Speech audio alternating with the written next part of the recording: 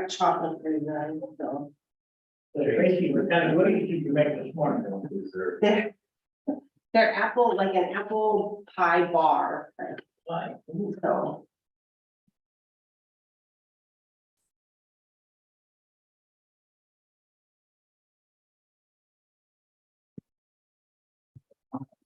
Apple.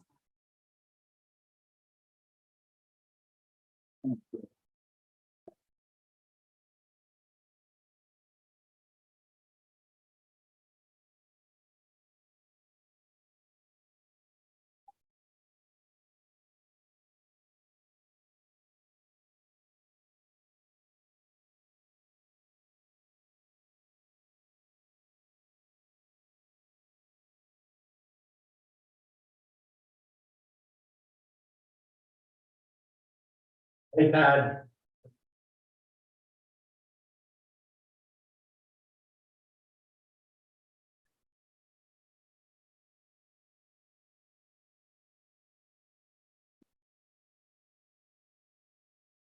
Hey, Robert, how are you? Good, you? Morning. There you go. Mr. Briggs, how you doing? Good, you? I'm well.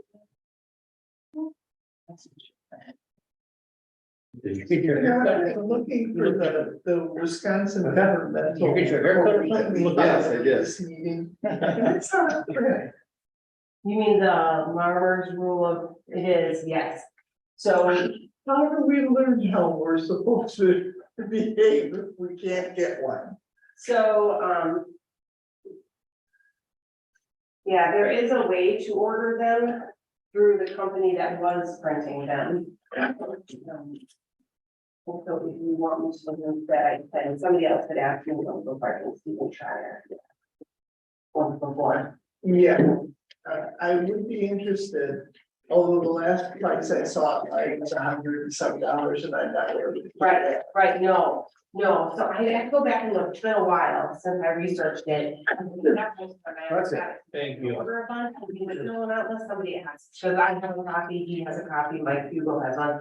So he's like, we don't need it, so if you're asking, I'll research it again, I recall what I found, and then look into it. Hey, that would be nice.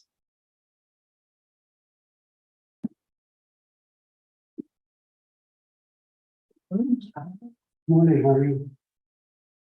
No complaints, it's a beautiful day.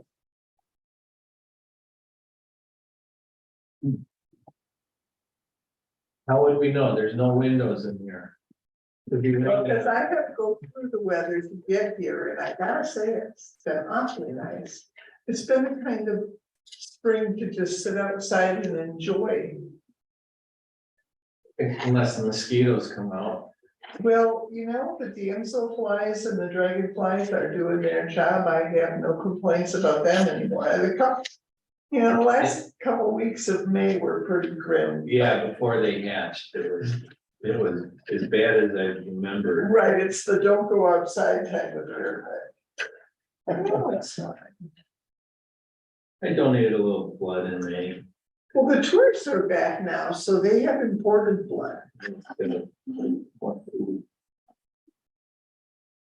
think the boxer probably ate his weight in mosquitoes. Who ate the weight? Our boxer, Oh, he eats them? our puppy, well, he'd never seen them before, so here's all these things flying, so if you're a dog, what do? You eat it, and you can always barf it back up later if it's Yeah. not food, so. Yeah. He didn't react, swell up or anything? No. No. Yeah, one of the other ones got stung by a bee, so it was kind of funny there for about a day with his Yeah. face all inflated, but then he was fine. Boxers don't get that double coat to protect them from Yeah. mosquitoes, so.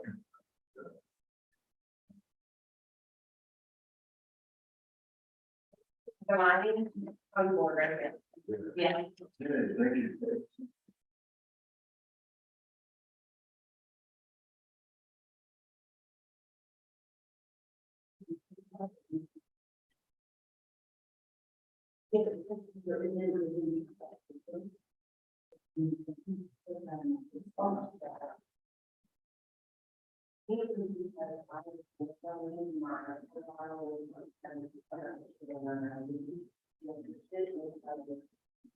Okay, no, then I have to worry.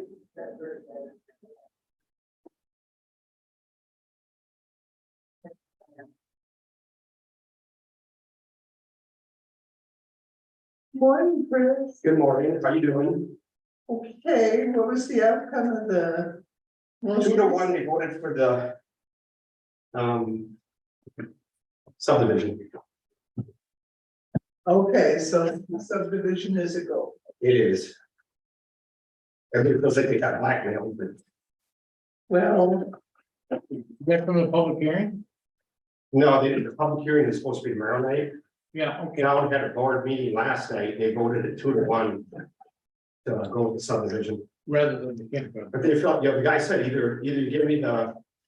The next section of having 1 acre lots versus 5, or you get a campground, that's your choice. So they feel like they got blackmailed. It's like, I mean, that's exactly what he said. Because it's one or the other. I thought it was gonna be 3-acre lots. It's, there's a couple 1 acre, there's some 3 acre lots, there's some 15 acre lots, total 14 lots. So it comes up, which Well, that's at least we get the taxes off. better than 300. Yeah, but now we get our campground, they can never dealing with, so that's the next one. Morning, Lauren, I hear you good at bullet. yeah. Yeah, you don't have any meeting for night. I know. And Michael, Morning.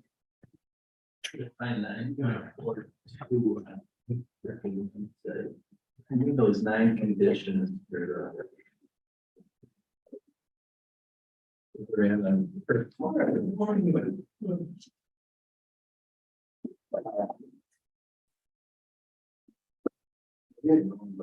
I had them in here for tomorrow. The meeting we were supposed to have.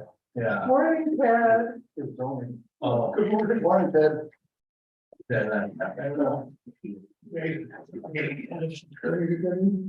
no,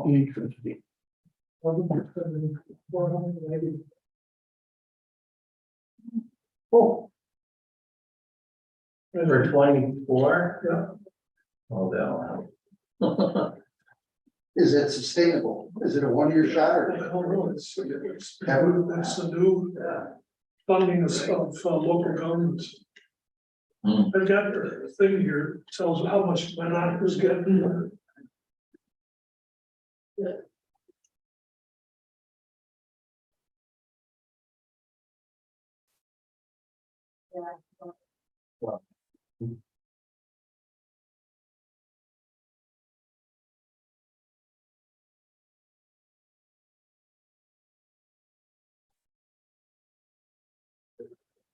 Well, Monarch was getting. That was going from 51,000 to 192,000.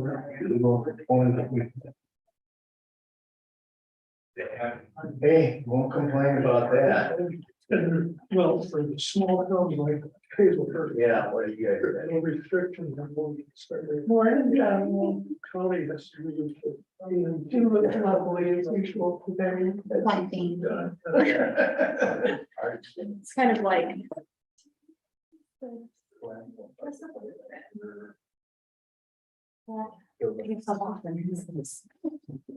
Yeah, it's the penalty of being a young mother. Yes. What day is today? You need how many cupcakes? Yeah. Yeah. Or can.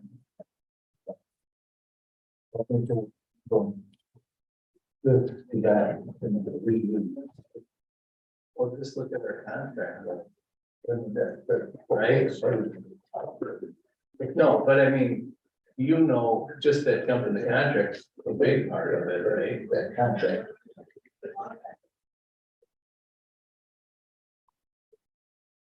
Well, we agreed with that. I mean, at least when I was on public safety, remember that they came to us and go, we went to the parking lot in our uniforms, because they wouldn't talk to us. So. Oh, yeah. You've got to do everything. Healthcare is such a challenge in itself, you know, I mean, we marked through and fire, and then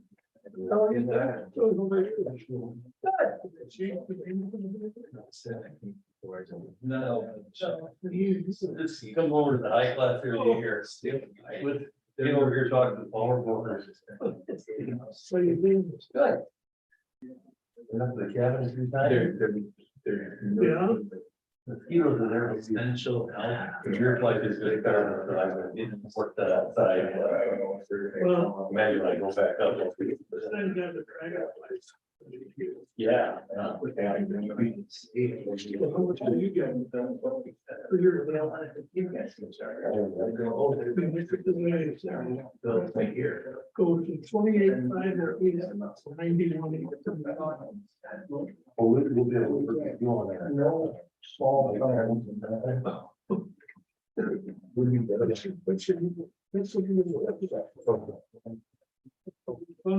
Yeah.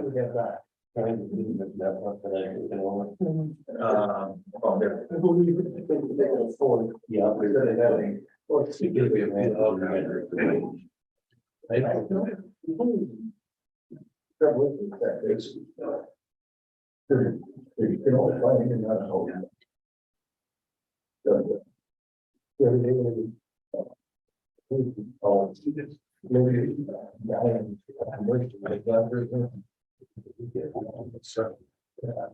Pass it over to you. I gotta read it. I'm waiting for. And it's going to take her off. It's never going back to that. When I was and,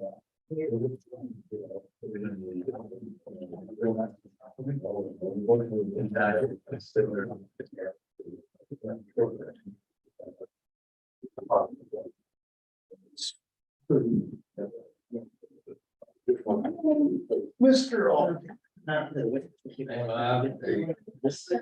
Sorry. Oh. You hear that news? Oh, that meeting canceled.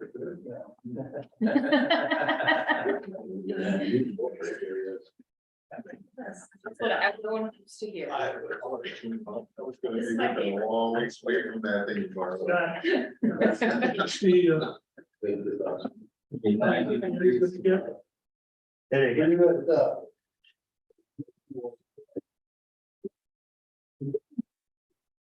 Everything was first here. Yeah, we hooked up with them. Yeah. So that is what we're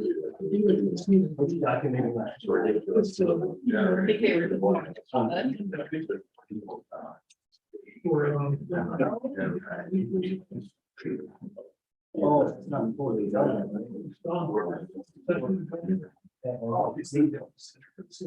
Yes. I tried.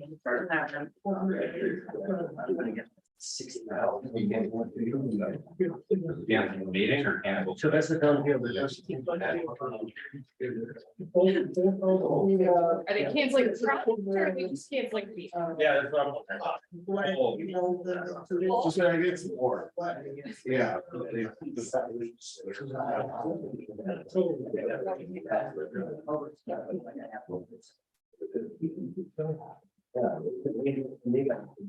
Yeah, I saw that. We should be. We wouldn't call it a friendly. This one's back. It's a.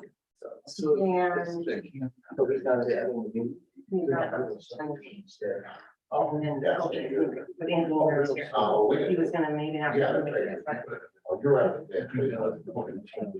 For sure. Anything that's on.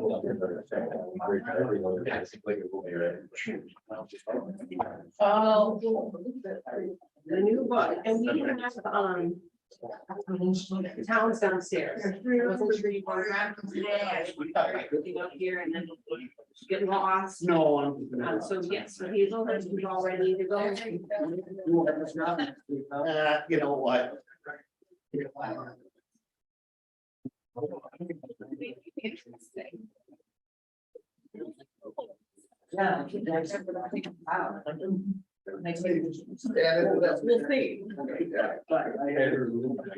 We'll see.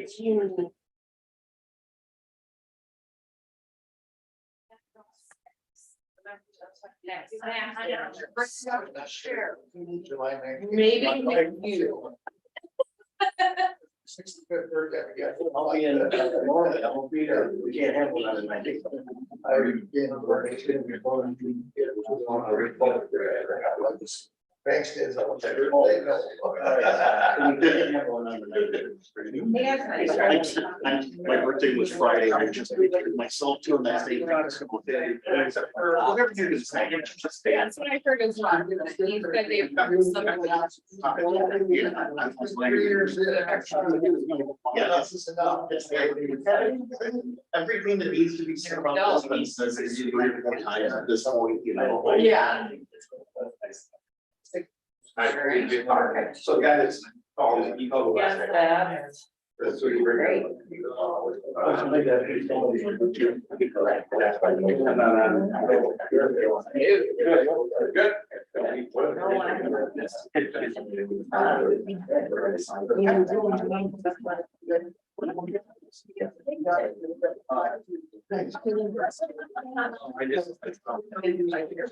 thank you. Yeah. Right. Yeah. So this is another guy. Yeah.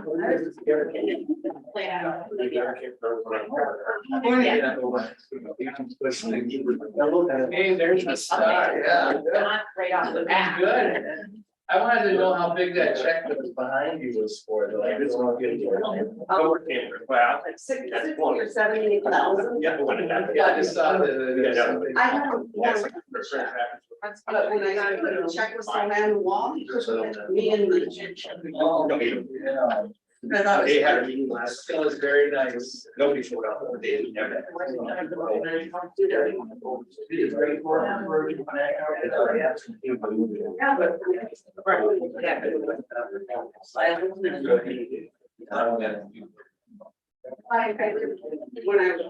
just, how things are going.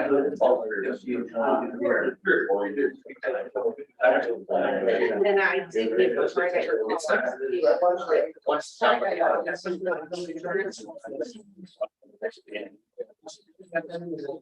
Here and like.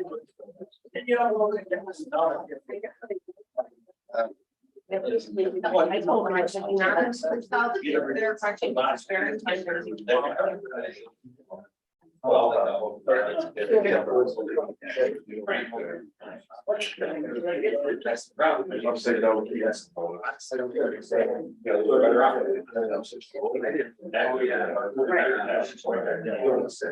absolutely. You know what?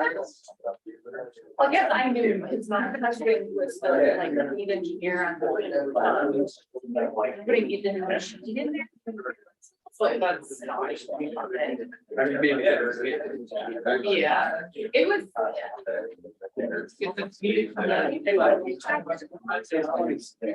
Yeah, oh, longer than that. Yeah, no, we still got it. Not this. This fine. Yeah.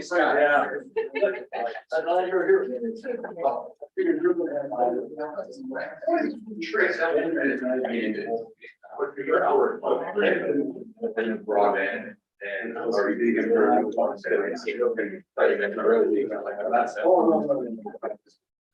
I just have to drive to the get my kids at. Pretty easy. Yeah. My in-law. We went there for Father's Day one day, and then my mother-in-law today, while I was here, she's like, I'm gonna sleep up here, and I'm like. Like, yeah.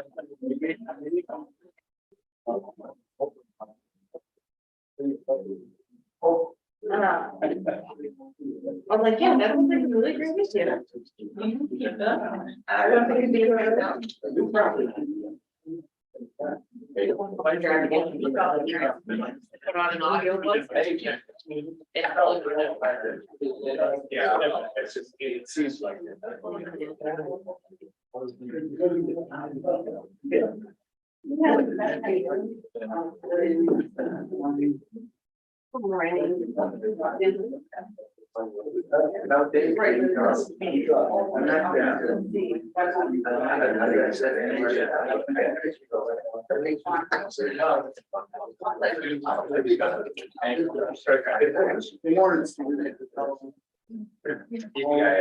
No, that's.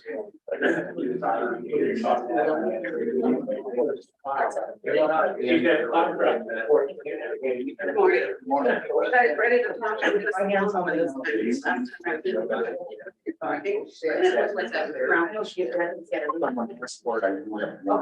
Okay. I think we're worth more.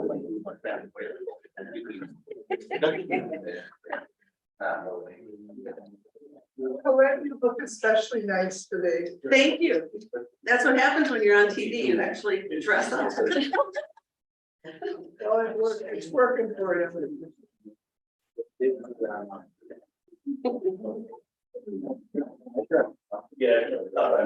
Did you buy a cigarette?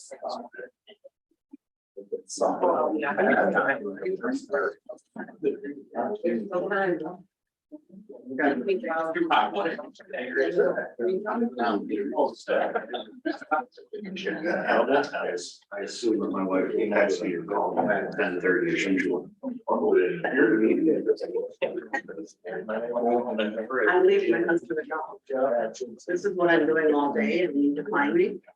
And I'm having my phone at these times. So I'm convinced he doesn't look at it. Well,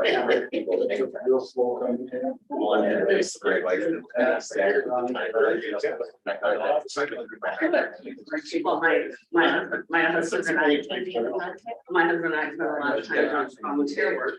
And we were at the Senate there, he was in the main room and I was in the gallery.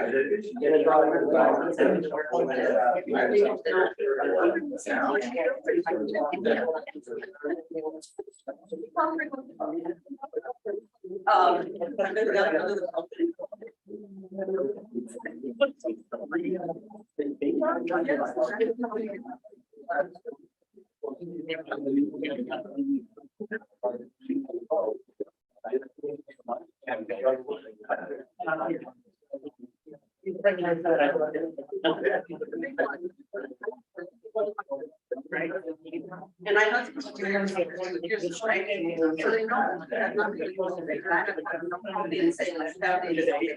It's like. I'm not kidding you.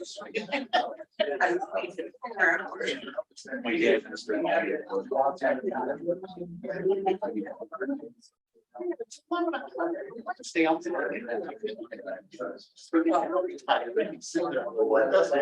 When I was vice president of sales and marketing.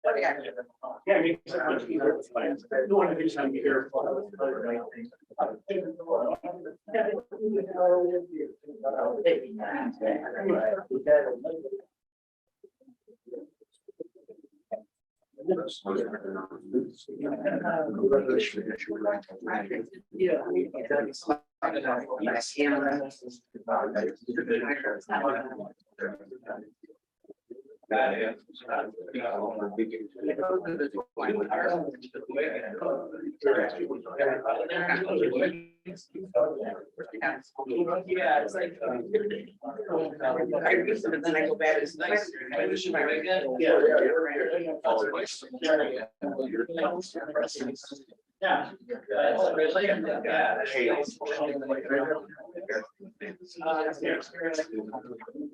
On the inside,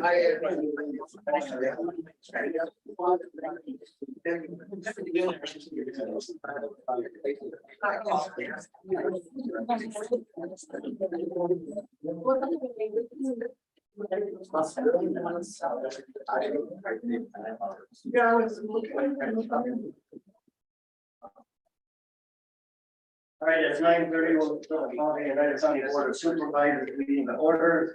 There'll be a brief moment of silence for our troops, law enforcement officers, and emergency responders, followed by the pledge of allegiance.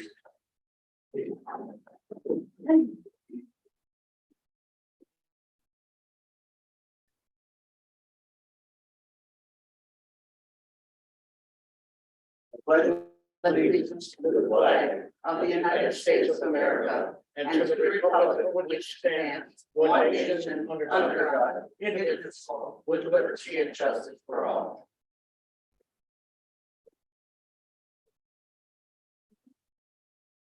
And the clerk will call the roll. Joe Walter, Here. Kelly is absent. Your Schreier, Here. Fisher, Here.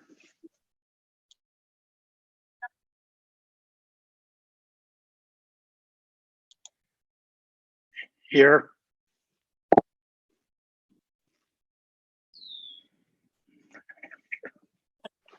Karen, here, Winkler, Jensen, Here.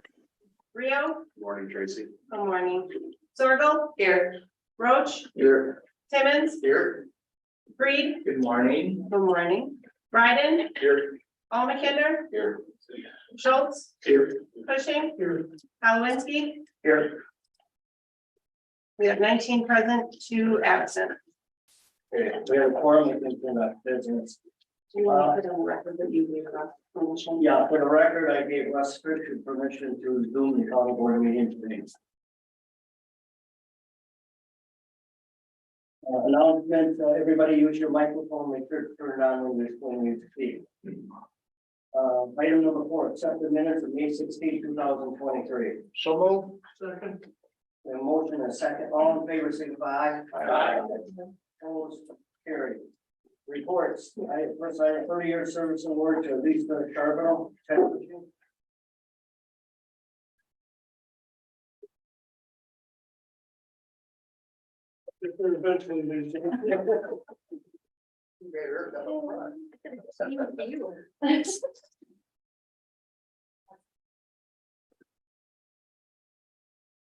Well, my friends. Lisa Charbonneau, now 30-year employee, retired. I was just kidding. She was hired in 1993. As an assistant HR director. That was a 2-person office at that time. In 2001, she became the employee services manager. This was a promotion to a new position and it became a 3-person office. In 2011, she was promoted to human resources director. And I'm happy to say I was the chairman when that happened. She, in addition to all her work for Oneida County, and believe me, when you have to come to work every day, wondering if a bomb is going on, what a catastrophe is happening. What some employee might have gotten in trouble, whatever the reason, you are under the gun. Anyhow, in addition to all her duties in Oneida County, she is the chair and board member of the National Association of Counties Defined Contribution Committee, board member of the WCL Group Health Trust, which is our fire insurance, board member of Nicolay College Advisory Committee and Administration and Business Programs, chair and board member of the Wisconsin County Association of County Personnel Directors, board member of Wisconsin Public Employee Labor Relations Association, and presenter and panelist for the Wisconsin County Association Seminars. So he has a full plate. I've enjoyed being chair of that committee for many, many years, and we have become good friends. And I think we talk at least every other day for one reason or another. But give Lisa a big round of applause for her contributions to the county.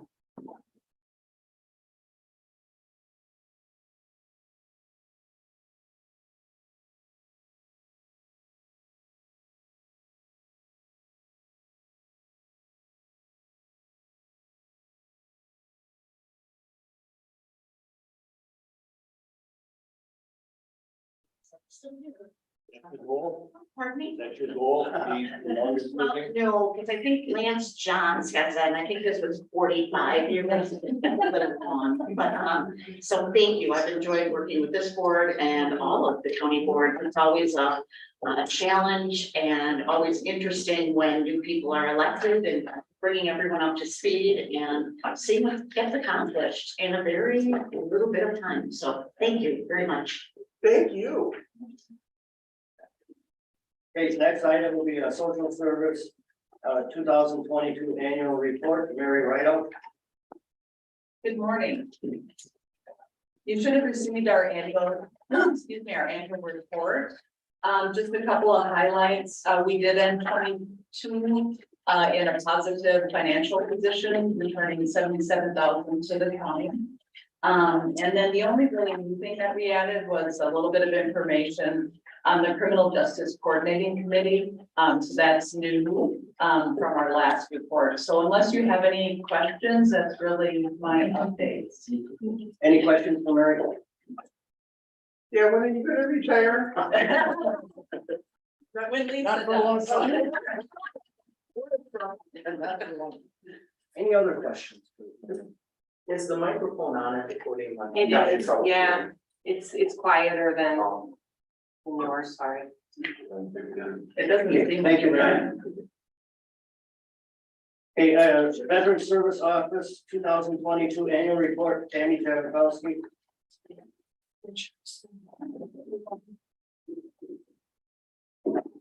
There we go. Maybe turns it on, Lindsay. All right, Tracy told us to give the Reader's Digest version, so. I just wanted to point out, on our, 22 annual report, between salaries and benefits for Jason and me, Jason being the Assistant Veteran Service Officer, our non-personnel budget, and personnel budget, it only costs about $161,000 to run our office, but we do get a $11,000 grant from the Wisconsin Department of Veterans Affairs that goes towards my salary. I think to run our office is about 0.2% of the county budget. However, on page 1, you'll see that our veterans received more than $59 million in benefits in 2022. I don't really count the 19+ million that they received for it's labeled as treatment at VA facilities. That's not money in their pocket. That's actually the cost of the treatment they received through the VA healthcare system. But that still leaves about $40 million in benefits that they put in their pocket and presumably spend some of that here in Oneida County. On page 3, once again, we did what we call feel-good stories about some of our veterans. We didn't do anything heroic. However, by fighting for what we believed was right for our veterans, we did change their lives immensely. And ultimately, that's what we're there for. Page 4 lists veterans assistance that the Veterans Commission paid out of the grant money we received and also out of our donation fund. We were approved for a donation fund back in 2016. And to date, we have about $16,000 in that donation fund. So we're always able to help veterans out in need. We're about to apply $2,500 to a veteran who was unexpectedly wheelchair bound for the rest of his life, and he needed to have renovations in his home. So between the local veteran service organizations and my office, we're going to pay for that $12,000 tab for him so he can stay in his home and not have to go to a nursing facility. And then on page 9, it shows people that use the DAV van. The DAV van is a free service. It's free to the county, it's free to taxpayers, it's free to everybody. It just costs Jason and me a little time, which is not a big deal. And we bring veterans up to Iron Mountain for medical appointments. If we did not do that, we would, because we're required to have some kind of transportation service, we would have to pay mileage. Other counties our size who pay mileage usually spend about $10,000 to $12,000 a year on mileage. So that's, a little bit of savings for us since we run this van for our veterans. And I'm retiring in February of 2026. February 27th to be exact, it's a Friday. Any questions for Tammy? Thank you.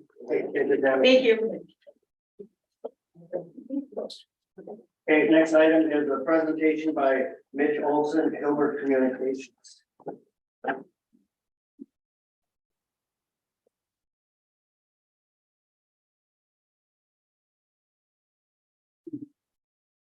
Good morning, everyone, and thank you all for having me. As mentioned, I'm Mitch Wilson. I'm Chief Development Officer and General Counsel for Hilbert Communications and our broadband providing subsidiary Bug Hustle Wireless. I'm sure all of you are at least somewhat familiar with why I'm here today and what we're talking about, but for those of you that like to be further plugged in, we're talking about a resolution here to approve conduit bond financing for a broadband expansion project.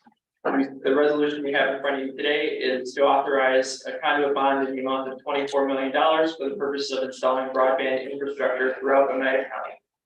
The assets that will be installed are a combination of fiber optics as well as communications towers that will serve a number of purposes, including providing fixed wireless broadband for immediate deployment, middle mile connectivity to connect the Oneida County portion of what we're doing in this project to the surrounding counties where we have existing assets.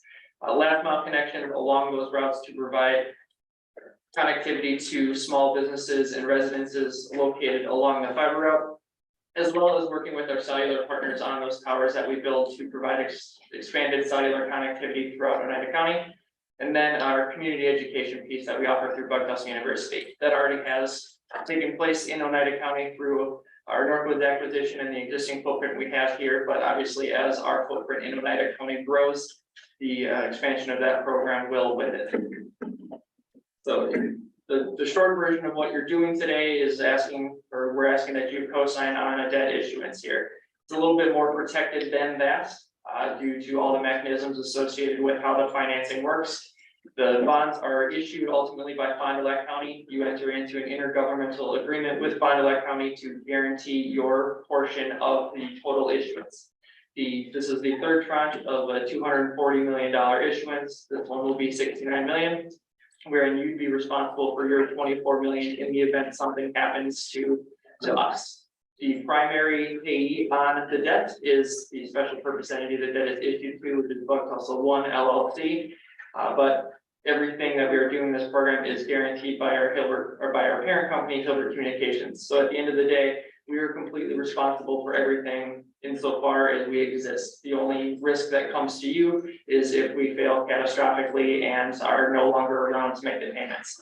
At that point, Oneida County would become responsible for the debt, but you do have a first position lien on all the assets that we install. So the 225-mile middle mile network, as well as all of the last mile connections, as well as the towers that we are installing incident to this program, would become assets of Oneida County.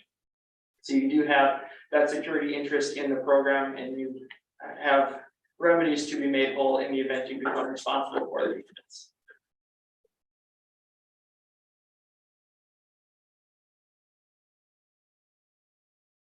I am much better at responding to questions. If anyone has any, we can open up to that, Mr. Chair, or I can continue to ramble. Any questions for Mitch? Anybody? Connor, go ahead. What percentage of the county will be covered, or county population by fiber and then by wireless? So a larger portion or a larger percentage of the county is going to be covered by wireless because wireless casts a much larger net. And our primary focus of the design of the middle mile route wasn't to connect in a literal sense as many people as possible. This is the first step, it's a middle mile project, so we're really trying to cover as much ground as possible. Now, when we had the choice of going down road A or road B, we obviously picked road A that had more people than road B that didn't. But in terms of percentage, if we wanted to hit a high percentage of Oneida County residents, we would have gone and done as much of Bryan Leonard and as much of Minocqua as we could have. But given that have a rural focus, it's a relatively low percentage on the fiber side. So what's the percentage? I don't know the exact number in front of me, but it would not be a substantial number. Of our overall county population? Of your overall county population, correct?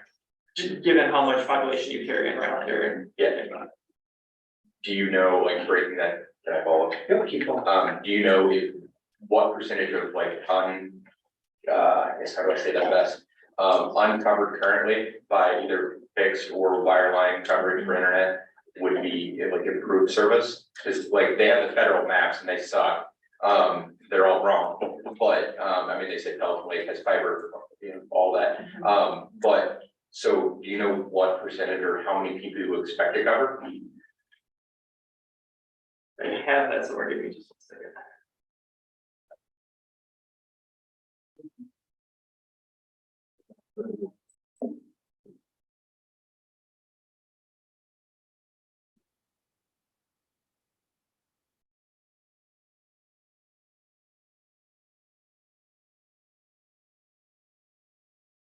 The expectation we have is that we cover about between 3,000 and 3,500 customers with fiber optic broadband through the initial deployment. And then on the fixed wireless side, we're planning on deploying an additional 6 towers, which depending on the exact placement of those towers would cover somewhere between 80 and 200 residents. So that's in addition to our existing fixed wireless assets, which are slightly different grade towers than the ones we're looking to construct here, but already do a relatively substantial job through all the past partnering that are the acquisition we made, Northwoods Connect, and the economic development team there had a number of grants to build towers throughout United County previously. Are you guys a party to the federal grants for rural deployment? We participate in all the grant programs that come across our desk, and it makes sense for us for this project in particular. We did receive a PSC grant for $2.7 million, I believe, that would be part of the project fund for this project, so lowers the amount that we're looking to bond here by roughly that amount.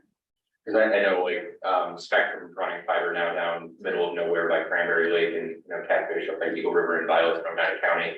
So I just didn't know if you guys were party to that. The grant that they received funding for is the Rural Digital Opportunity Fund.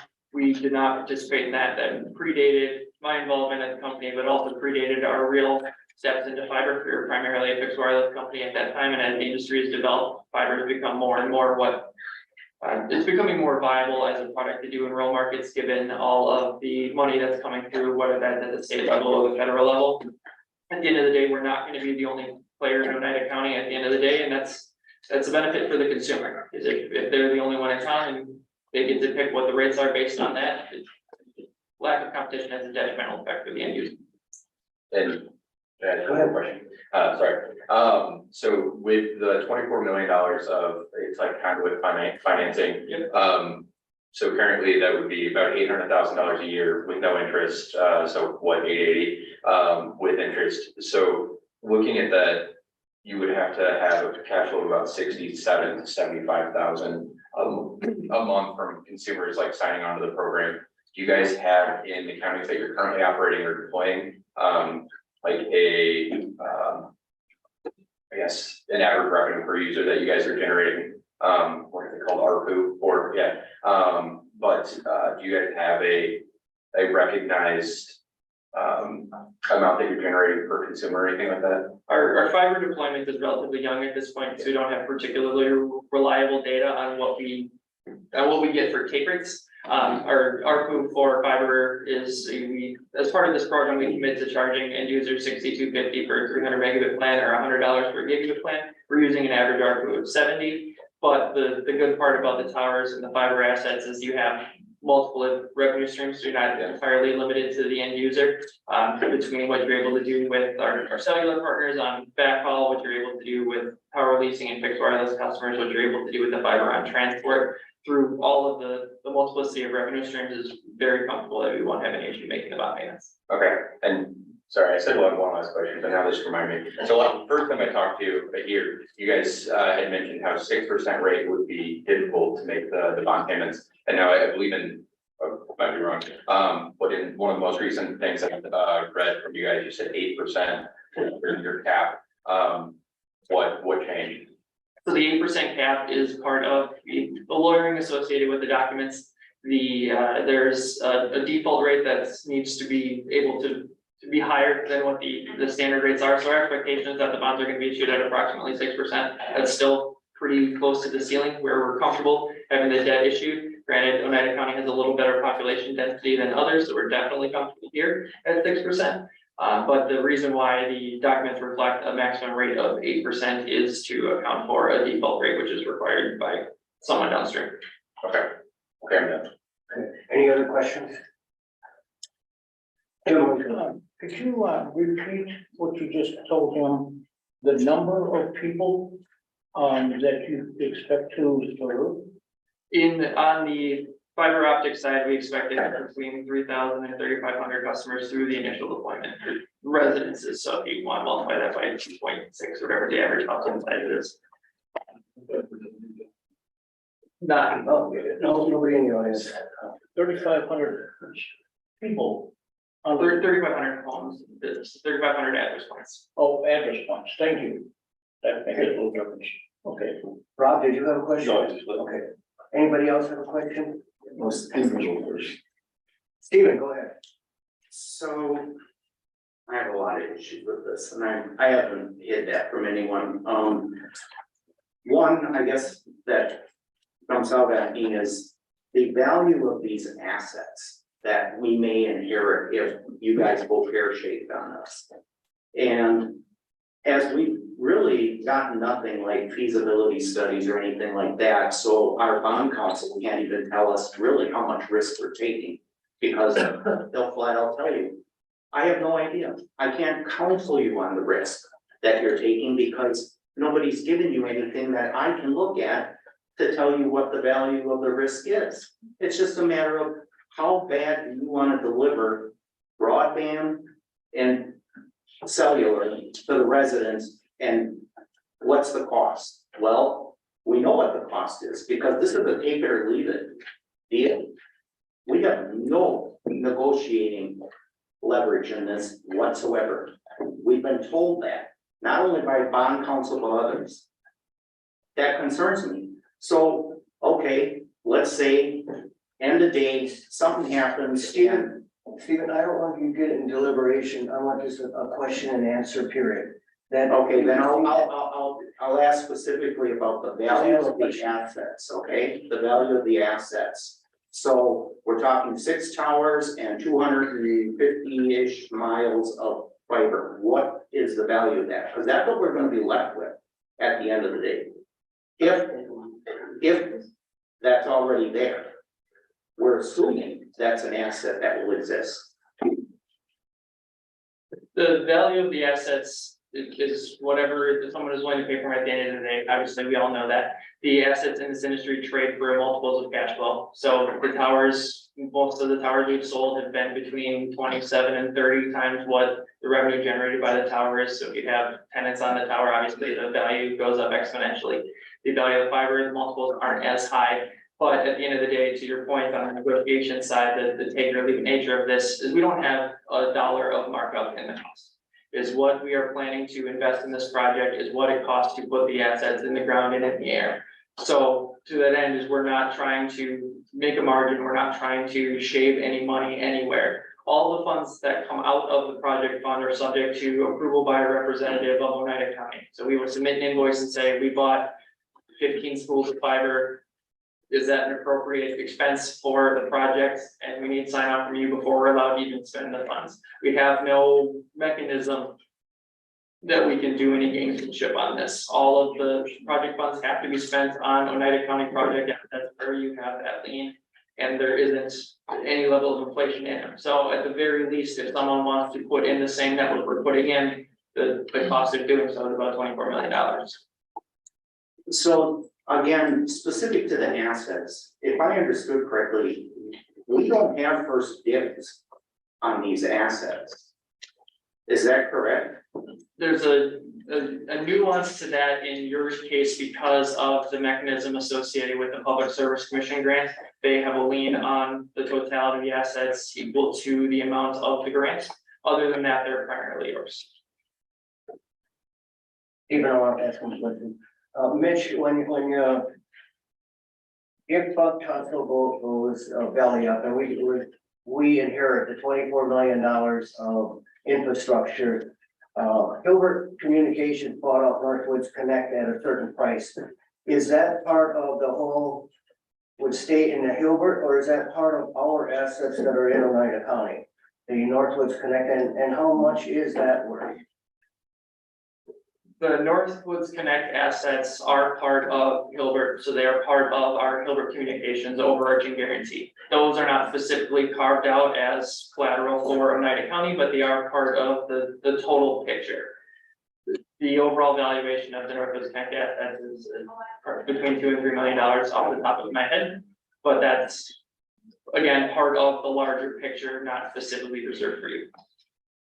So if, in Oneida County, if we have the 24 that's hooked up to the Northwoods Connect, how does that work for us if it's in Gilbert Communications, but not in Buck Tussle? The assets you'll take ownership of are the assets that are installed and paid for out of the project fund. So your fibers are your fibers, your towers are your towers. And then the Northwoods Connect stuff would be the standard wind down, liquidate your assets and pay your creditors accordingly. Steven, you have more questions? Well, to clarify, they're only our assets if they disappear. They're not our assets. All we get to technically lay claim to is the pleasure or the honor of making good on a debt to the tune of 24 million plus interest, let's not forget, because nobody's issuing bond for nothing. Hey, There's Steven, costs. you are in deliberation, ask questions. So, the other question, to me, when I look at when we talked about council, a lot was brought up about who's got skin in the game on this. What's your skin in the game on this? Because we know what our skin in the game is on this. We're the guarantors of the bond. So I feel like it's all Oneida County skin and very little skin for anybody else. Our guarantee is in front of yours.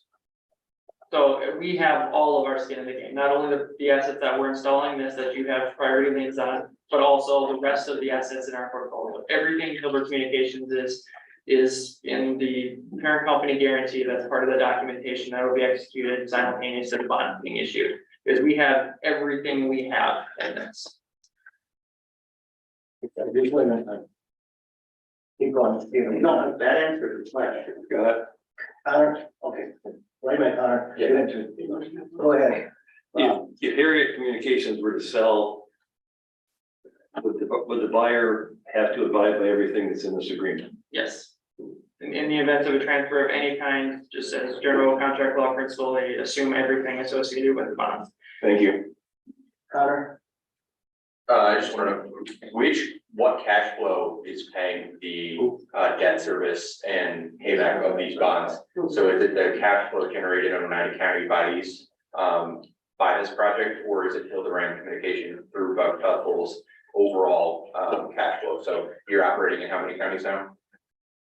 A lot. And through this program, following this issuance, assuming the counties are engaged with NABIL, there'll be project assets in 15 counties, but we have assets in 65 counties. That might be high, in 50 counties in Wisconsin and 25 counties in Iowa. So do the cash flows from all of those projects guarantee the projects and all of the, does Buck Tussle 1, Buck Tussle 2, Hildebrand, are they siloed? Like, so Oneida County revenues, do they guarantee Oneida County bonds, or is it just statewide? As designed, each project is able to support itself on the cash flow generated from the revenue generated from the assets installed. In practice, we have a parent company guarantee, so we have to make sure that the bonds are paid or we default and the whole thing goes up. So, so Oneida County fails to generate, spectrum comes through, puts fiber everywhere, it's not gonna happen, let's say it does. And then, only 5% of the people sign up. Oneida County's Buck Tussle plan looks like it's gonna, kind of fail. It's not Oneida County's cash flow that backs it, it's the whole company. It's, again, our parent company guarantee stands in front of everything. So yes, as we have an obligation to make the bond payment regardless of where the money comes from. Okay. Jim Wiggler. I have a couple of questions, but it relates to resolution 69. Should I wait till that? Yes. Okay, and he will be around for that, I hope. Oh, I'm sure you won't. Good. I'll wait. My question. Any more questions for Mitch? Mitch, again, I know you're talking about 6 towers for it. My concern is exactly what Steve's saying, is the skin in the game and how it seems tremendous risk for us not knowing all the details. Okay, so that makes a concern of mine. But my question is, my second concern, and maybe almost as important, is I know that living in the North Woods, I can take my cell phone and drive 40 miles away and I don't have signal.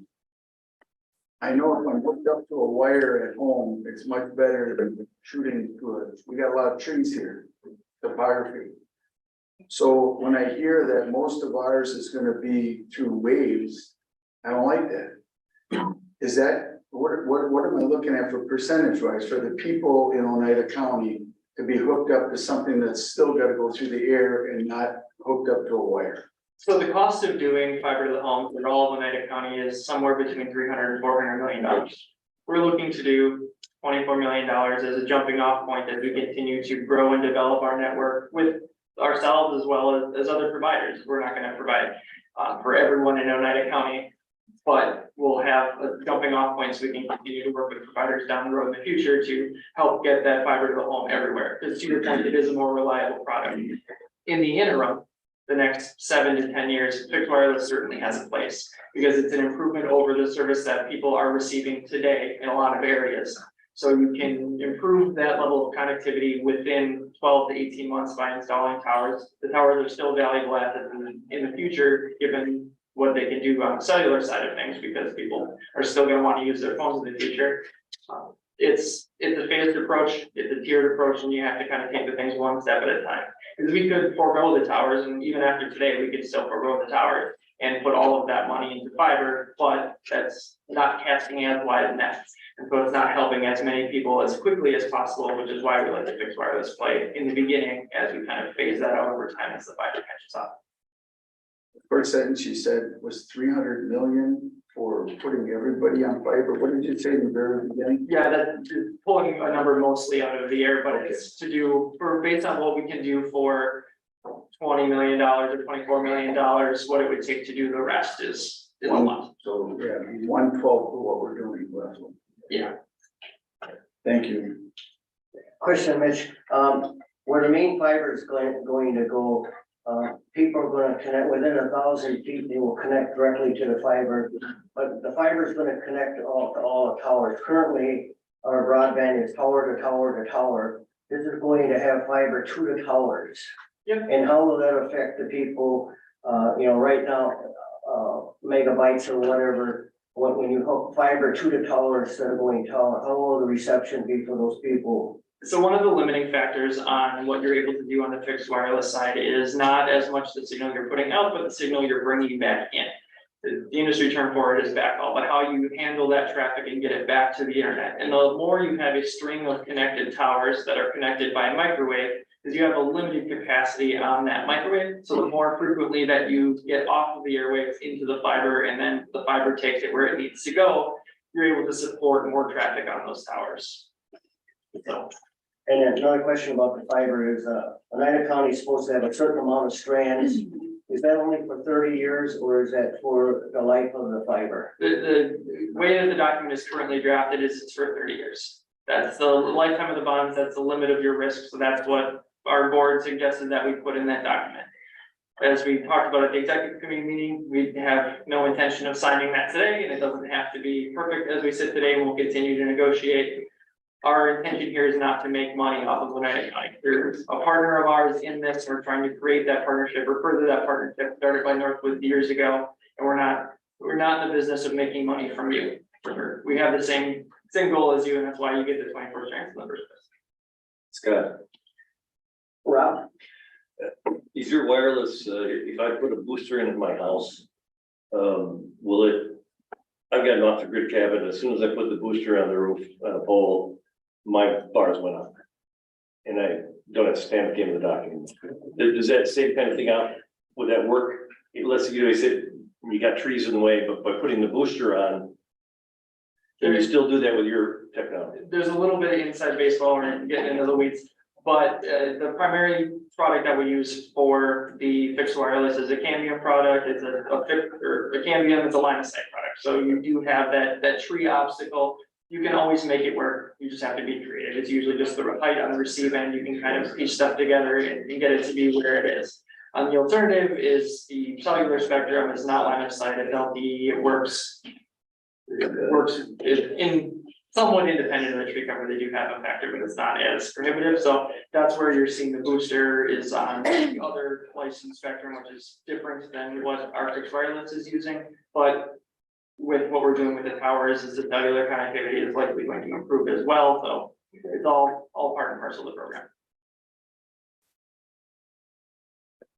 I didn't hear the answer to, Chairman Halawinski, when you said, what can we expect for improvement? I don't know, it's kind of a vague question, but like, well, and I think Rob tried to say with the booster, but what about the other people? What do we see different once you guys put this 24 million? From what most of the 24 million is dedicated to new assets. The portion of the towers that we are connecting using our fiber routes will have increased throughput, so the customers on those networks will be able to subscribe to faster plans than they likely currently have. So the specifics of that, I'd have to look at kind of the specific customer and see where they are, but our standard package we offer is a 25 megabit plan, which sounds low, but it's largely marketing. The 25 megabits, you can be streaming 4 or 5 videos simultaneously.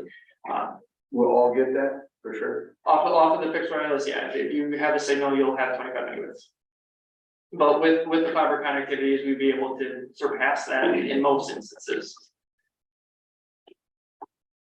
When you say fixed, you're talking about somebody hooked up to the wire, right? No, fixed wireless is the industry term differentiating it from a cellular product. So it is a standalone receiver.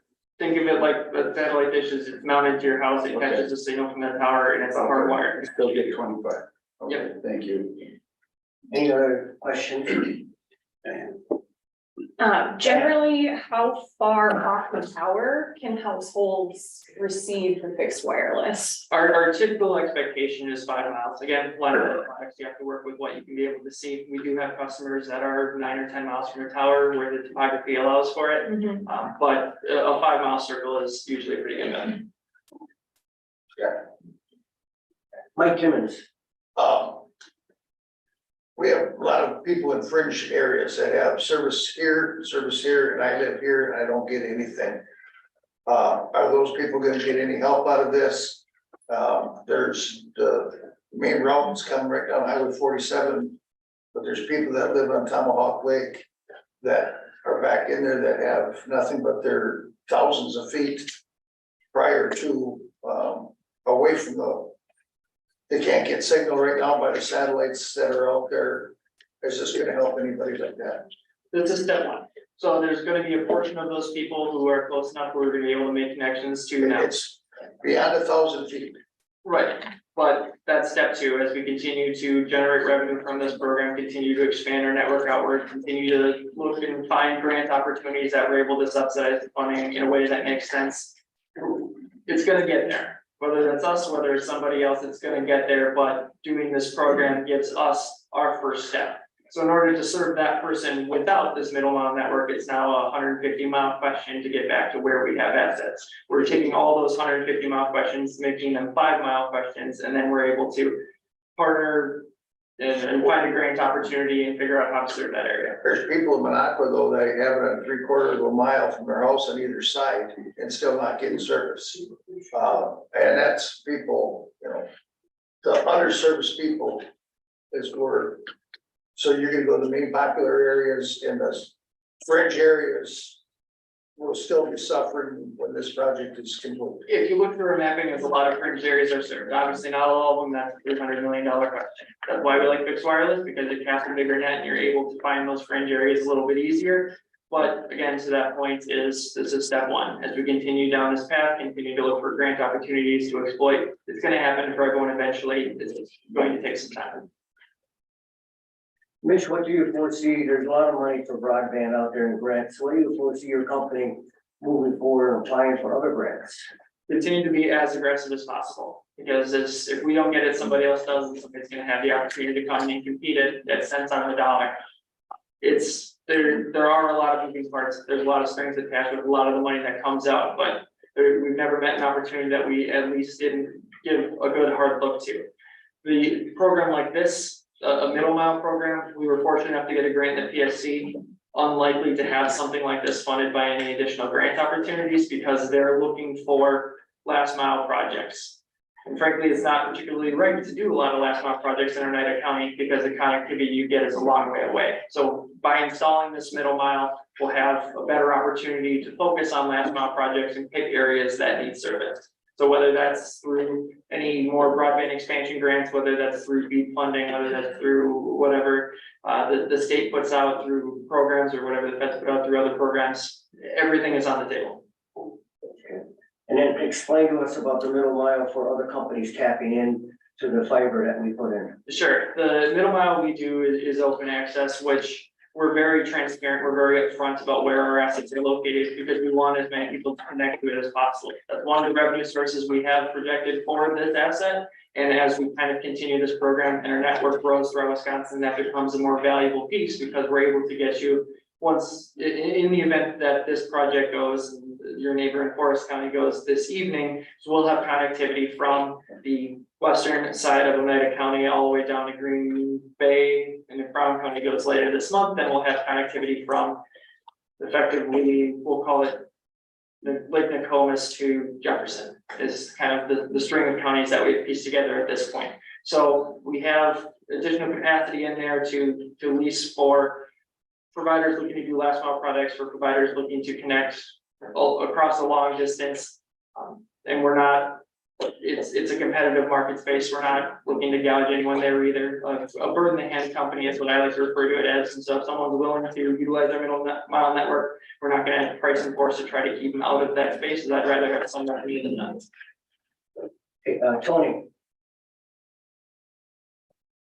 So I'm hearing that, I keep hearing the line of sight thing for the fixed wireless.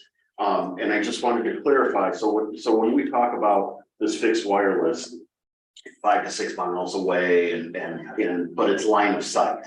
So when I hear line of sight, I hear obstructions, basically. And we live in a region called the North Woods, which i.e. means trees. So what, just to put in my head straight, I'm hearing that and I'm seeing people who may not be able to get service and knowing how much foliage we have up here, probably quite a lot of people that might deal with line of sight obstructions.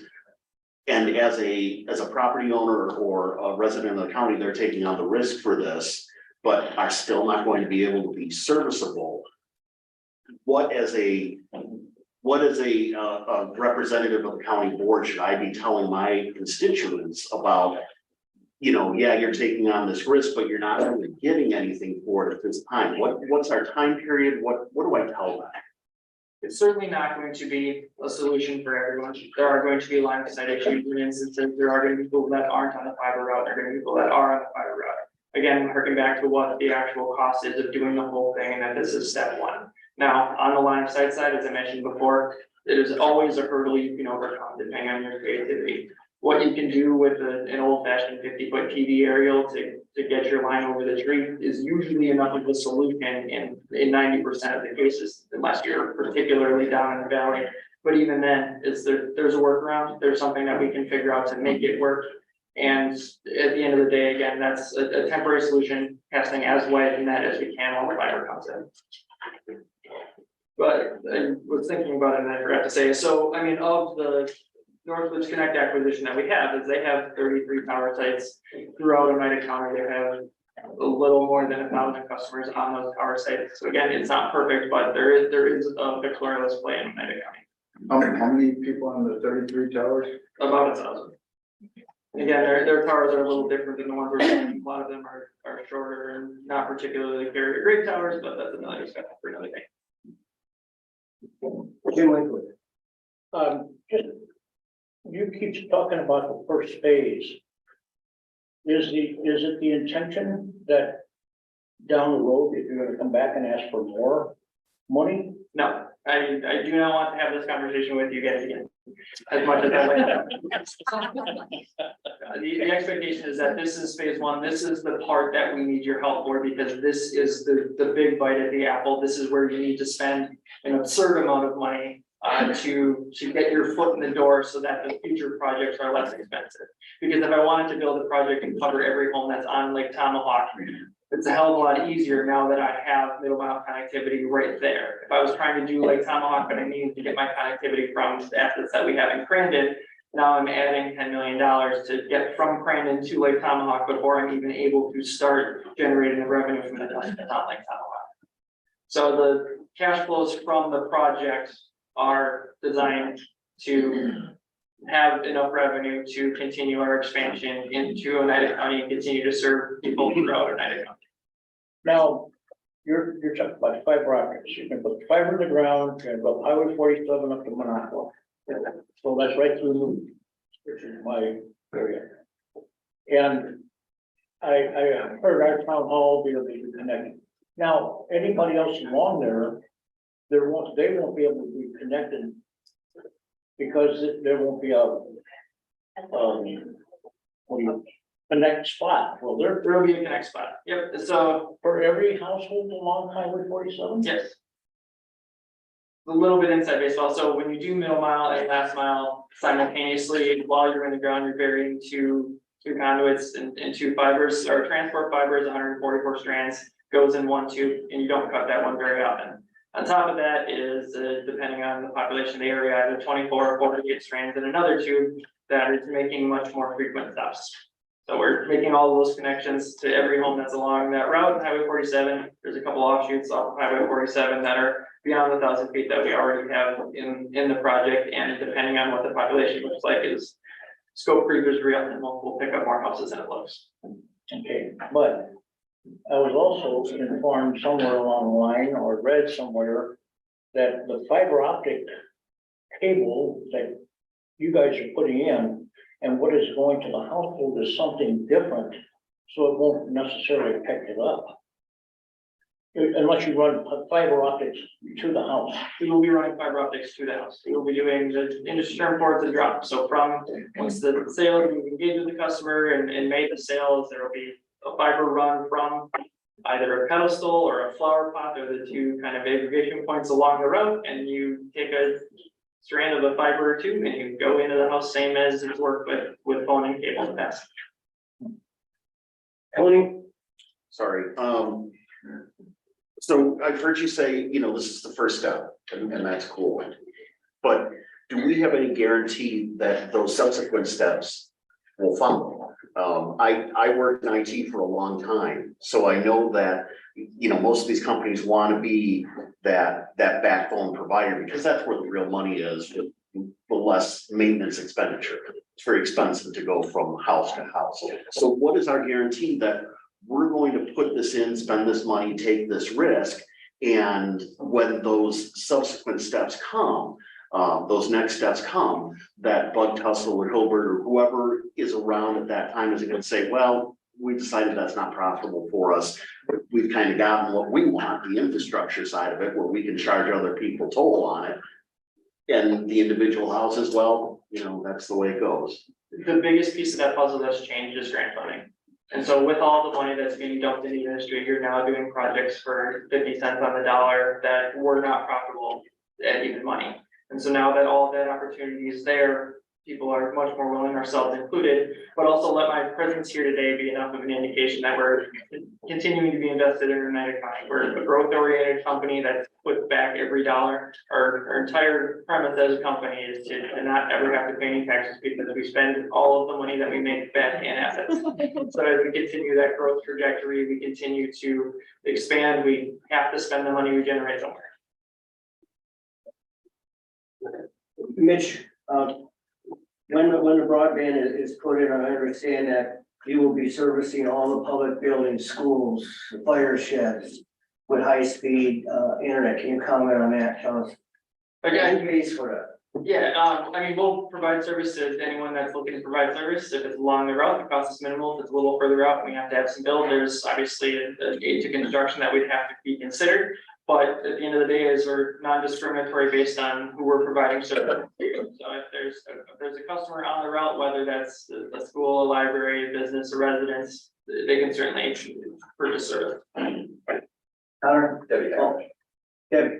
I hope I didn't miss this, but are we, because you were talking about running fiber from Brown County. Are you dependent on all the counties accepting this proposal? Most of the counties that I've mentioned have already accepted this proposal. The, I'm wondering what happens if somebody does not, what happens to that area in between? you're good till Brown County already. There's a little bit in Forest County, but at some point. We are in a position to better self-fund our own assets.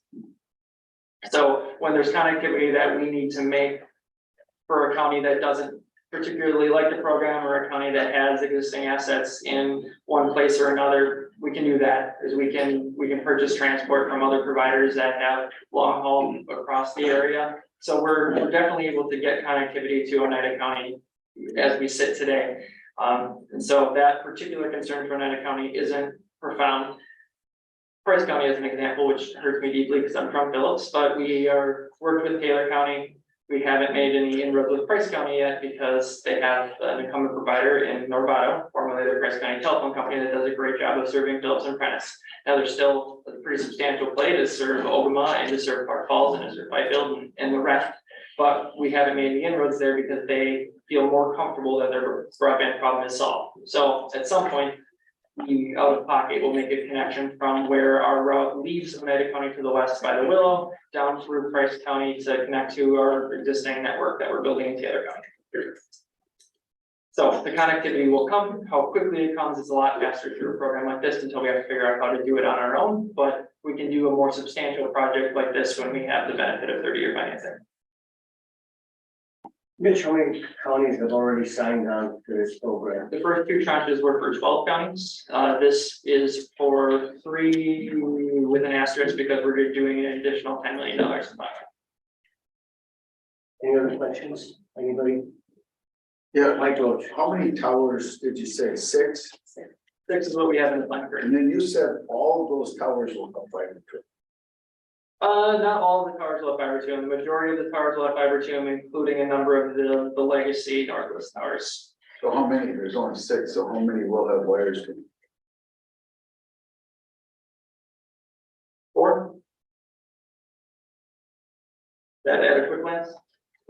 The tower sites haven't been acquired yet, so exactly where they end up and what that does to the fiber to make sure the connectivity is there.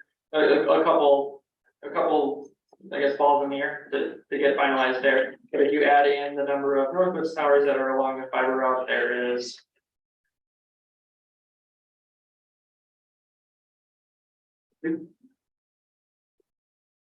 Thank you. Any other questions, anybody? Steven, questions? The handout, I guess that was included with the packet, it's got Oneida County broadband expansion on top, and very top one also is a bit of a concern for me is we seem to be really optimistic about the number of seasonal or second homes that are gonna buy into this. You know, if you do the math that's here, yeah, that sounds like that'll generate an awful lot of economic activity, but at the same time, that's based on a survey. And how, you know, have you actively like postcarded anybody, or do you have anything out there that really shows that there's people just chomping at the bit to get this, especially the seasonal homeowners? I mean, I can let the 1,000 customers that Northwoods had speak to that to an extent. A lot of those are seasonal. We have a number of seasonal plans that are available, and those residents exercise that, so they pay $10 a month in the off season or whatever it is. But that is definitely a factor in what the revenue that will generate from here, or generate with this project, is that there's a portion of the people that won't take it, but there's a portion of people that won't take it independent of whether or not they're seasonal. So our early estimates are assuming that something in the neighborhood of a 40 or 50% take rate, which is in one hand industry standard, is in another hand industry standard in much more urban environments when there is a lot more competition than this. When we're doing fiber builds and we're the only fiber option, generally our take rates are quite high, but we kept our take rate estimates low to account for seasonal residents, to account for those who don't want broadband at all. So it is a factor in our valuation, yes. Go ahead. And what will be the additional cost to a homeowner? I mean, we talk about anyone who's within a certain footage from the middle mile, was it 1,000 feet? But you're not just automatically running it to the house, right? I mean, in the 24 million that you're bonding, that's gonna come at a cost, I assume, to the homeowner. Correct. Along with if they want to have the wireless, that's gonna come at an additional cost other than the monthly cost. I assume there's some equipment cost. So what is that? So that they know what, on top of whatever it is we're gonna be guaranteeing, this is what is also gonna cost you. Certainly. Specifics of that, we can definitely work into the contractual agreements that have to be done after this. There's language about that in most of our facilities access agreements we've done with the other counties. There is an installation cost. The alternative to an installation cost that other providers do is a contract. So we don't do contracts, so if you're unhappy with the service or or feel like moving on from Bug Council for whatever reason, you're not locked in by any means. Consequently, we're not able to amortize the cost of the equipment and the cost of the installation over the lifetime of the contract. So the fixed wireless install, I believe, is $100. The fiber install is $100, which covers your first 200 feet of driveway. If you have a longer driveway than that, I want to say it's $1.50 a foot after that. That doesn't, so don't think about that in the same context as you're thinking about the 1,000 feet. The 1,000 feet is how far we're building down the right of way, and your cost is from your driveway. At the end of the day, it's a real cost. It's a real cost that we have to incur to make that installation. Again, not a high markup industry. We're not trying to make a ton of money on installations. We're trying to make our money on recurring customers and having customers, and you do that by having happier customers and not gouging them every chance you get. Helps with that. Connor.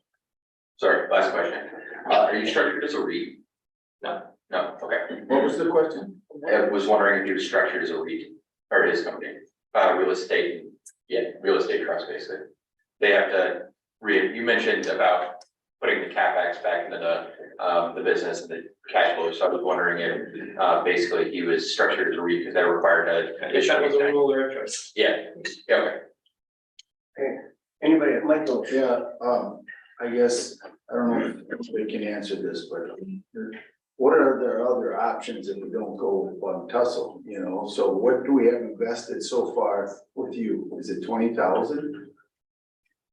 The amount that you have invested with me and subject to some changes of the PSC grant that we received, the county board approved a $1.5 million contribution from your ARPA funds, which, as we've gone through the process, is going to be, assuming this passes, or in the event this passes, not to assume anything, will be structured as a loan, so you'll get that $1.5 million back plus interest. Other than that, I guess I don't want to speak for your financials. I don't think it's, there's some consultant costs which we would pay for in the event the program goes. So that add up to, what is our investment so far if we backed out? If this doesn't pass, arguably $1.5 million. And in the event this doesn't go and we don't come up with something creative how to fund the rest of the project, the survivability of the $2.7 million PSC grant is another thing that would be in limbo, but in the event the project doesn't go, you could keep your ARPA, so a lot of moving parts, but at this point, out of pocket, not much. Thank you. Steven, just again to clarify, because I think this confuses me whenever that 1.5 million gets brought up. We are not lending anyone 1.5 million. We are granting it to get the PSC grant. We can't take money back because that's federal money that we're giving to an entity, ARPA money. It's probably violates the rules around ARPA, is my guess. You can't lend ARPA dollars to someone. So every time I hear that, you know, my hackles go up because you have to consider two things with that 1.5 million. It's either going towards this project and it's gone, or you change your mind about that. You pull that back and you say, no, we're just going to bond for the additional amount. And that's what I've been told now. I think that's been made clear to us, at least at the administration committee. That's your choice with the 1.5 million. You can either pull that back and include that in the bonding, or you see it as that's ARPA money, federal money gone out the door to secure this PSC grant. That's your two choices on that. We're not lending Bunk Tussle or Hilberg or anybody $1.5 million. That will not come back into the coffers. But we didn't give it Just to them. wait, just wait. Steve, I'll comment. My interpretation of the meeting is that we're pulling the 1.5 million ARPA money back to use it for capital funds. And we'll go in to borrow on top of the $24 million bond, 1.5 million of excess cash from the county at an interest rate on a separate note. That's my understanding. Billy, can you comment on that? On the 1.5? Yeah. Yeah, as Mitch had said originally, and the board had approved the 1.5 use of the ARPA money. Through the process, we discovered that Rock County actually did it as a loan, and we had that option. The concern was, why go back to ARPA money, because the grant was condition on that. We were worried about muddy the waters to the paperwork. So the opportunity is for us to bring the 1.5 back to the county, which I believe everyone will be lining up to try to make use of that money quickly. So it allows us an opportunity to do a loan in which there will be interest paid separately on that 1.5. This is outside of what the bonding is, which will also be giving us a percentage back to the county as revenue on that. I think it's 4 basis points. The county gets revenue of 40 basis points on the outstanding amount of the bond. The interest rate for the $1.5 million loan would be subject to discussion. We have no issue with mirroring whatever the bonds are issued at. So Mitch, how does this affect the PSA grant for 2.7? And check the corporate council here, because I forwarded an email that I received from the PSC. The PSC is indifferent. They don't care if you give it to us at all at the end of the day, let alone whether we pay it back. Okay, any other questions? Anybody? Nobody? Okay, then Mitchell, stick around. Let's go on to the broadband presentation. Jeff Bernard, Economic Development Corporation. You've heard from me a lot, so I promise to be brief. Again, Jeff Bernard, the executive director for Radar County Economic Development Corporation. I think it's important to recognize I work for you. I've been working with the Club Council, bringing this project forward, but I work for Radar County. Want to answer a couple of questions from United County's perspective that were asked in particular. If you look at the map that's on your website, the interactive map, where that fiber ring goes, where the options are, touches 6,000 homes to 10,000 homes. And if you look at, Buck Tussle's been talking about a 40 to 50% take rate, that's where you get to 4,500 in terms of homes that will be connected from a subscription standpoint at this point. So yeah, and we've confirmed that with our DNS map. There are truly 6,000 to 10,000 homes that will be touched initially within that dollar range. There's hand up, Jeff. Pardon? The top map. The top map is the broadband map that was provided to admin. I don't remember that. So again, it's really, it's not a very good resolution map. You gotta go to your website and there's a GIS interactive map where you can go down right to the individual resident. That's how we came up with the cooperate or the map. Our numbers match what comes up with that is all I wanted to say in terms of how we're gonna reach out. The second question that was asked was, okay, there's additional money coming next year. That's the BEAD grant, federal grant. We already have a small grant, $18,000 grant for preparation, planning grant over the course of the next year.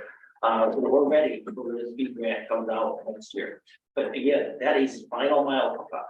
It becomes extremely difficult. It's a competitive grant. It becomes very difficult for us to be able to go out and do final mile hookups without having the middle mile infrastructure that this plant puts through. So this is a first step in $200 to $300 million that's going to have to be spent over time. But it's a critical first step because it allows us to access additional grant money as early as next year. for the final mile hookup. And if you already have the infrastructure in place, it was much easier for us to be able to get those grants.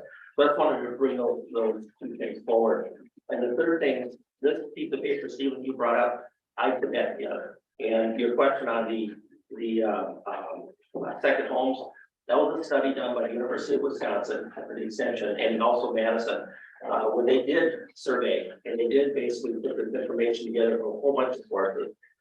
It's an estimate, and you can take it or leave it, but that's really all I have to go on at this point in terms of increased economic activity. And what they're got by a survey was people would either move up here permanent or stay an extra couple of weeks. Average that all together, it's about 37 days per home that's gets connected. That second home that people would spend in Oneida County additional. That's where that came from. So you have I'll start with that. You guys have a sheet in front of you that I just talked about some of the economic benefits of doing this particular project, and also what will happen after this project is complete. So one of the things that I've heard in this body is a fear that this project is going to create, bring a lot more people to the county and a lot more infrastructure needs. If you look at this, how this the $60 million of these two big areas, these are people that are already here. These are already our residents. So we know we have the infrastructure that can support that. Will it be additional? Possibly. But again, we're talking about creating $50–60 million over the next 5 to 10 years per year of economic activity just with people that are already in Oneida County. That's important. In addition, there are significant cost savings to Oneida County as a good to the local government and also the townships. Okay, if you look at the facilities that can be hooked up, if you look at the revenue that's provided, the 40 basis points in the facilities use agreements over the course of the 30-year life of the project, that's $3 million of revenue that this is also going to create for you. From our residents' perspective, you look at the social benefits, huge benefits to education when we came through COVID. How many kids didn't have any access at all to school at that point because of COVID, and no access to broadband? Healthcare, think about telemedicine, home values. If you look at local realtors, who say a minimum of $10,000 per home that has internet versus doesn't have internet in terms of that home value. And then I think one thing that we don't talk a lot about is these towers are going to provide critical communication abilities for our first responders and expand our first responder network. And that's a huge social benefit to be able to have that.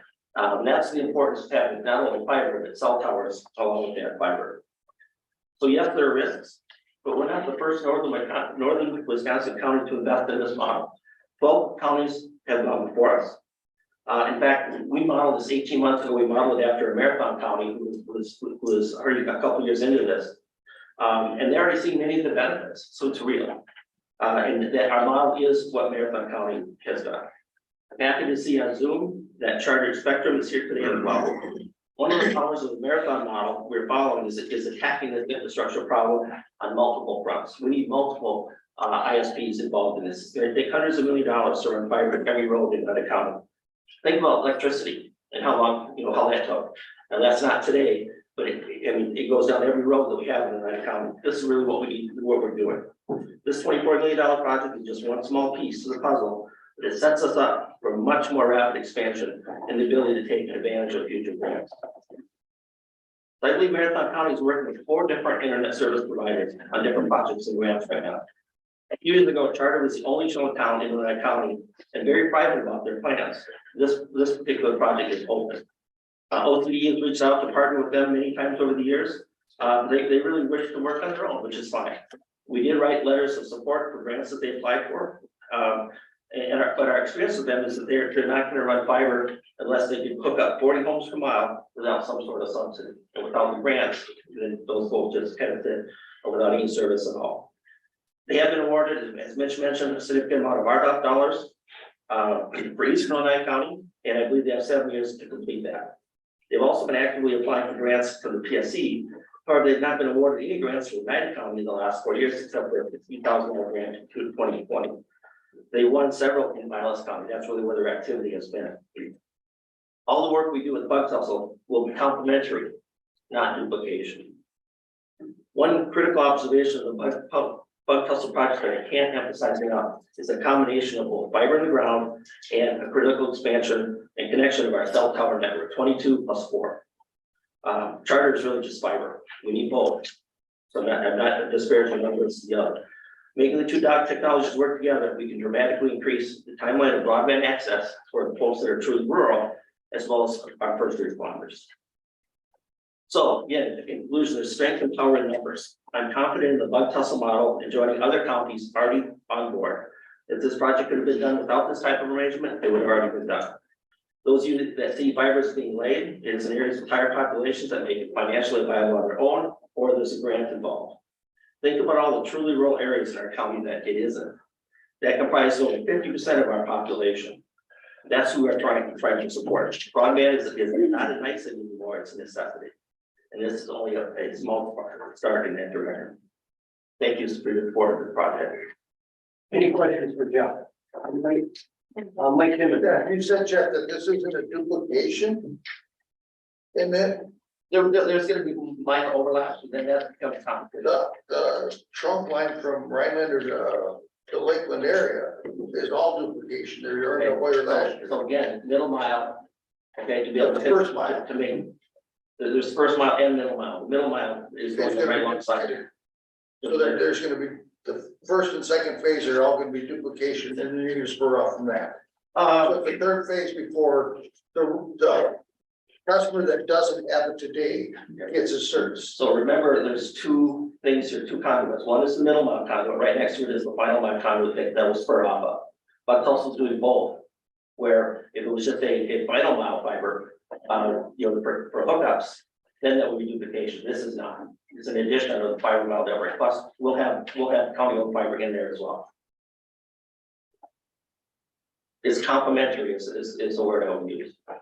Because the competition has got it, like I said, running down 47 right now. Sure.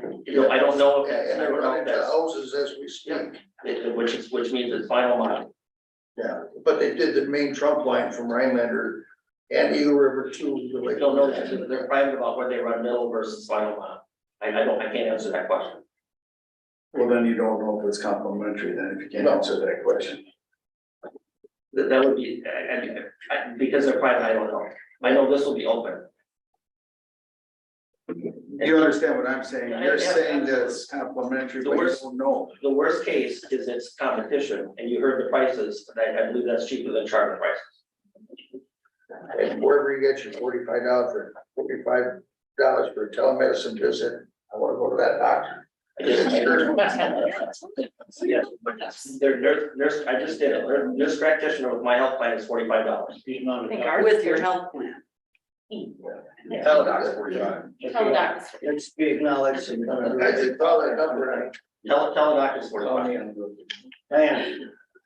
This might be a little in the weeds, but could you clarify the 1,000 feet? Are you saying 1,000 feet to the left and right of the fiber? Or is it 1,000 feet, like 500 Yeah, to each it's side? 1,000 feet on each side. Okay. If you look at your interactive map, there's a window along every route that shows 1,000 feet on each side, and the houses that are. Can we put that interactive map up and it keeps I talking know, I about had it it? up on my phone and it wasn't going down that deep. Sarah's gonna pull Maybe it there's out. another one.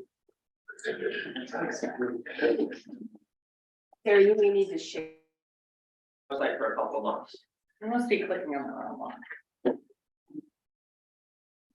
I've seen this map that John Sweeney shared with us, the one that was hanging on a wall back there somewhere. Yeah. So Sarah, just give me a spot and go around.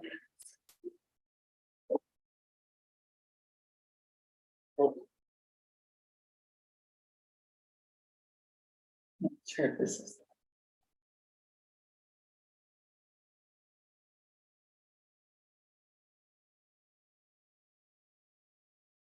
So this would be the 1,000 feet buffer. And the black dots are the addresses. So is that what you were? Yeah, that's what I was wondering. So you can see that every black spot is within 1,000, and that yellow is within 1,000 feet. But your question was, and I think you're answering, was 1,000 feet each side of the red line. Yeah, correct. Yeah, correct. Mhm. That would have made a difference.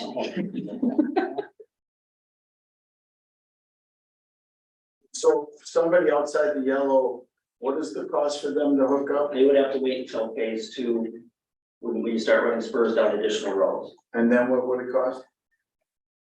I mean, Mitch tried to answer, somebody asked that, and where he guessed at what it would be, but roughly, what was that, Mitch? The flat $100 installation fee that covers the first 200 feet, Okay, and then Buck and a half. okay. Tony, that 1,000 feet to either side of the fiber, is that a technical limitation or is it? it's a cost. You have to draw the line somewhere, and you guys want to bond. Any other questions for Jeff? Nobody? All right, thanks, Jeff. John, do you have anything to add? I just, a couple of brief comments. And as Jeff indicated, Jeff, and the economic development folks have been very good to work for. I actually work for Billy Freed, so I don't have any other. You gotta bear with me a little bit. I've been working with Billy now for a few months, so he's whipped me into shape here.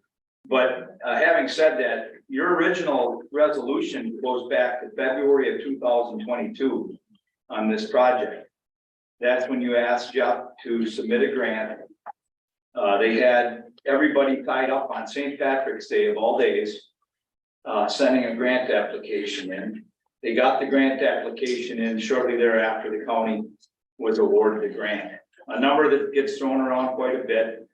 I was even asked yesterday again, one more time, what is the total value of the project? Well, the value of the project is going to be right around 28 million. And that's going to include the costs at the time of the project. Now, when you look at Buck Tussle's application, which they've submitted, and obviously early on, I got a copy from Mitch, and that's also published on the internet. They're buying what they can buy at the time that grant was submitted with an estimate. And at that time, they were looking at roughly 400,000 at a crack for a tower. In my estimation, that was in the ballpark.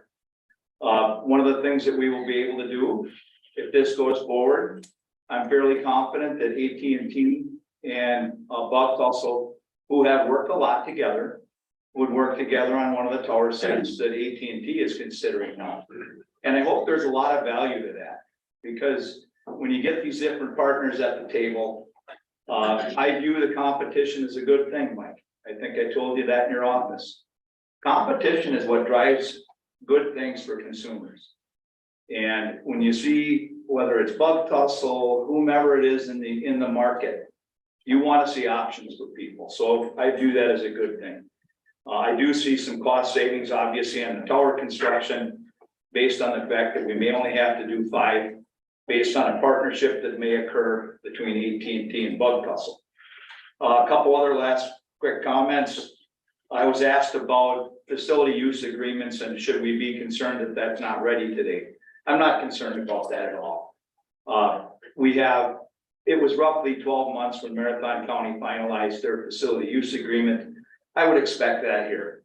Buck Tussle would have some work to do with lining up contracts and real estate acquisition to get those towers built. We, of course, at Public Safety wouldn't know what we're going to do until we actually know where the towers are going to be located. Buck Tussle would have some work to do on tower siting. Last quick comment.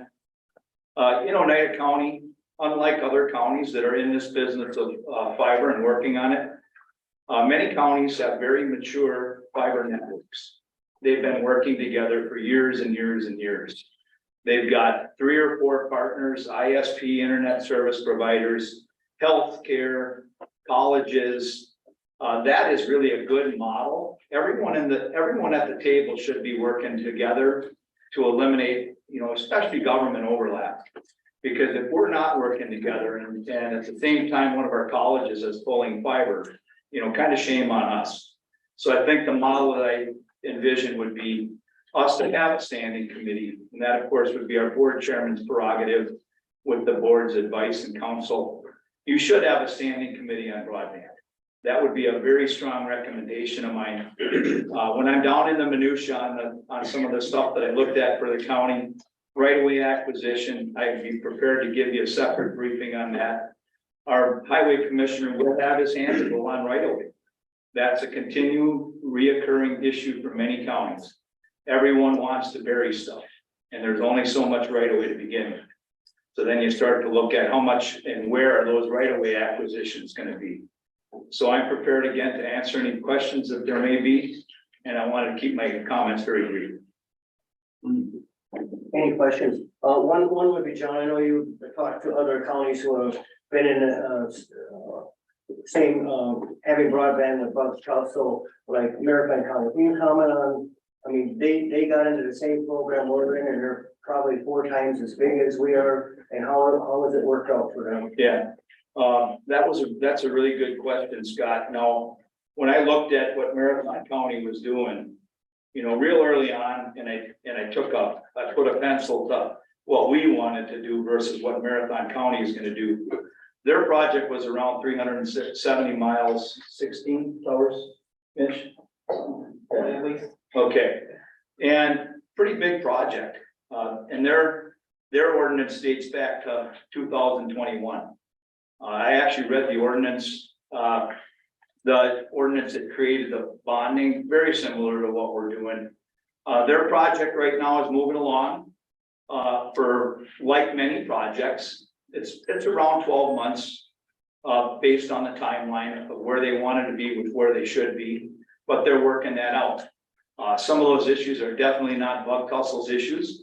Everything from weather to, as you can imagine, supply chain issues again.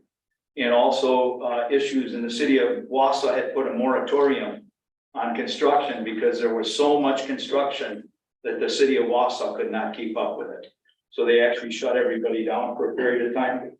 Yeah, so those are not things that are surprising, Scott.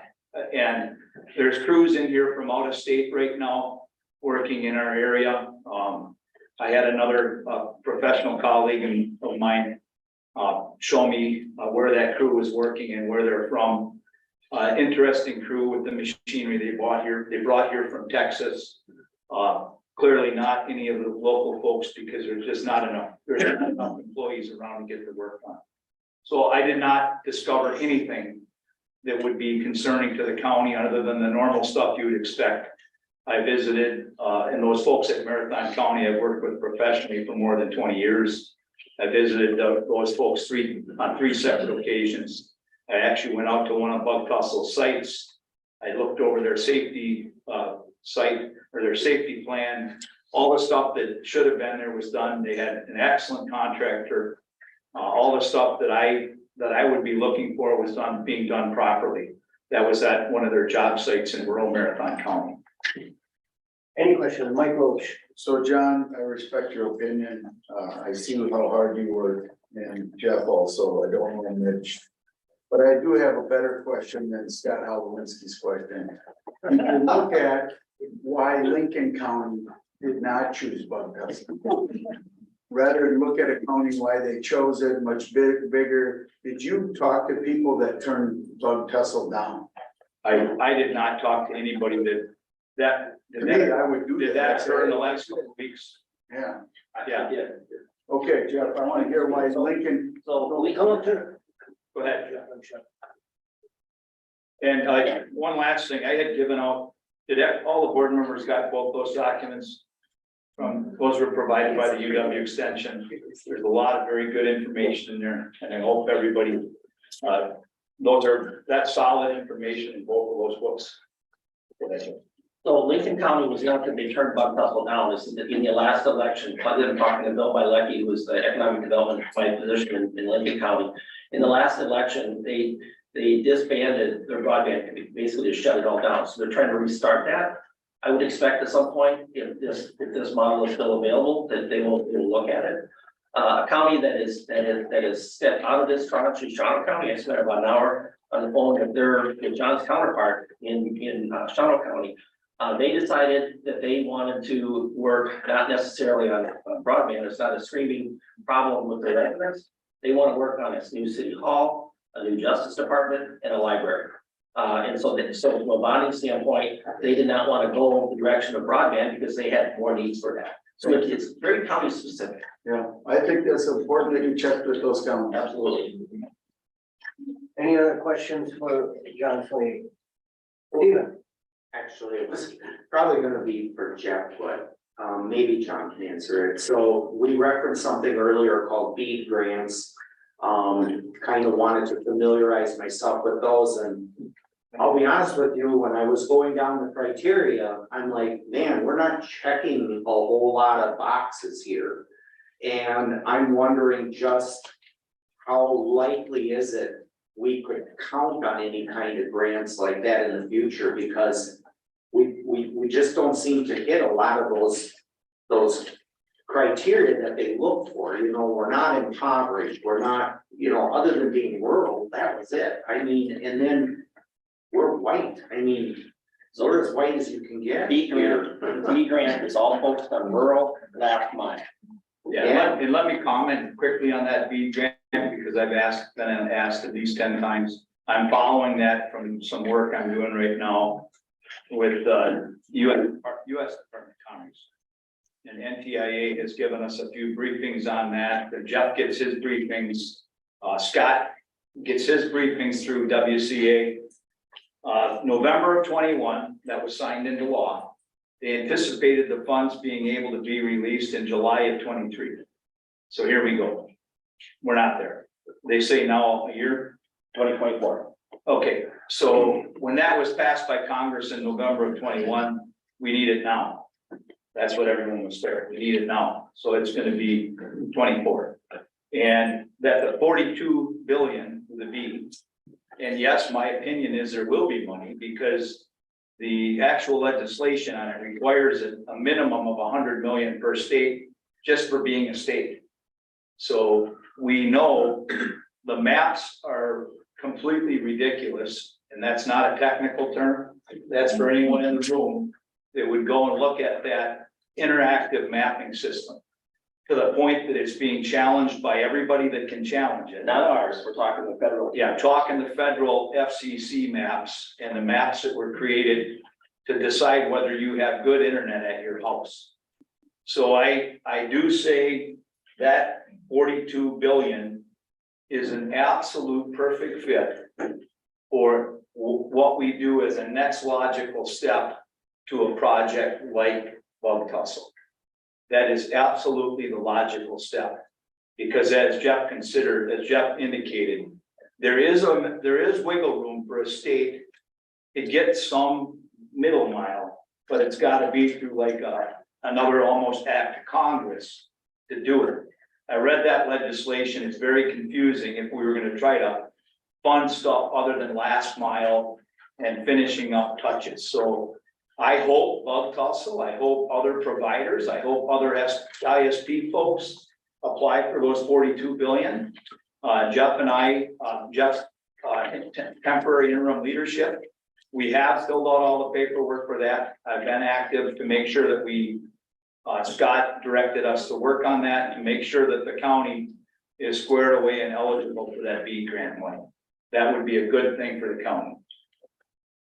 Any other questions? If I could just add, I want to expand on this because it's really important.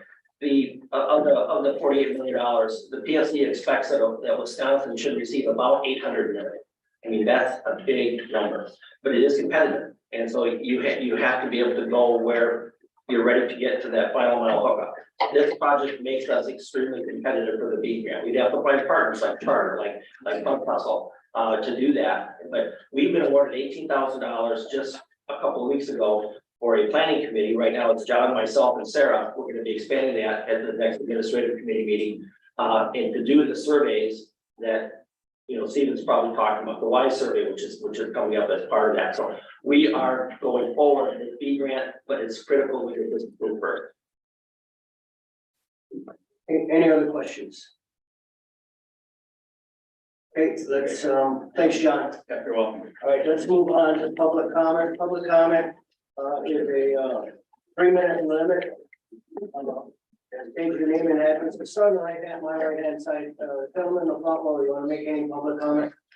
Okay, next row. Anybody in the next row, public comment? State your name and address, please. Chuck Buchheit, resident of Minocqua. As of about 1950, fourth generation up here. I'm not the fourth generation, my grandchildren are. I was gonna talk about what we give up if we don't go forward. And my background is I spent my whole life in technology, a lot of strategy, that type of thing. In fact, I used to be a keynote speaker on artificial intelligence back in the 70s and 80s when people didn't even know what it was. I prepared, excuse me, I've been driving for 3 days from Florida and I just got here last night. I did my notes at 2 to 4 this morning. And here I am. I'm gonna give you my summary of the notes I did in the middle of the night. I don't want to go through the detail because after listening to you, I'm very much impressed with the amount of knowledge you have, and I don't want to insult anybody's intelligence. But my summary was this: our knowledge is limited to the access to information. Our intelligence is what we do with that information. Our access is limited by bandwidth, speed, and cost. Fiber answers all. Can you imagine your homes without electricity? Could we imagine our homes without fiber? We haven't even gotten to smart homes yet from a standpoint of understanding what they are. I have one. I'm taking a shower last week. And I just moved into a remodel down in Florida. And all of a sudden, bang, the water went on. I got out, my phone had been ringing, but I couldn't answer it, so I went to the phone. First, I tried the other sink, no water. Then I went to the phone and it said, we're gonna shut your water off because you used 8 gallons taking a shower. That's smart, Bill. And it shuts off the entire house. It's there, so when you're not there, it can take over and monitor the house. I get a report every week on exactly how water is used in the house, how many gallons, etc. Enough of that. But a smart house is nothing but technology, technology, technology. We have to recognize that. In Minocqua, I have Usenet, DirecTV satellite, and soon, and this next week, I'll put in Starlink. They all have shortcomings. In Florida, I have fiber, period. I pay $69, and I pay hundreds in Minocqua. In Florida, I pay $69.99 a month, and it's available 24/7. It's impossible for me to shut it down and go on vacation. I'm gone for several months now up here, and yet I'll carry it, and you carry it, and you don't even think about shutting it down and putting it on reserve. This idea of people coming and going, you've got to think a utility. You can't think it's some fancy service just to come up here so you can use your phones or something like that. Hey, sir, your 3 minutes are up. Okay, sorry. Next person. Yeah, second row.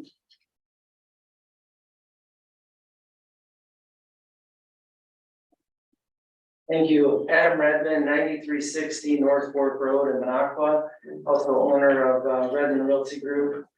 And just wanted to first commend you all for your exploration and consideration of the severity, to increase and improve the broadband connectivity in Oneida County. I also like to thank Pete Otis for his efforts in Oneida County and the Minocqua area, and Jeff and all of you guys.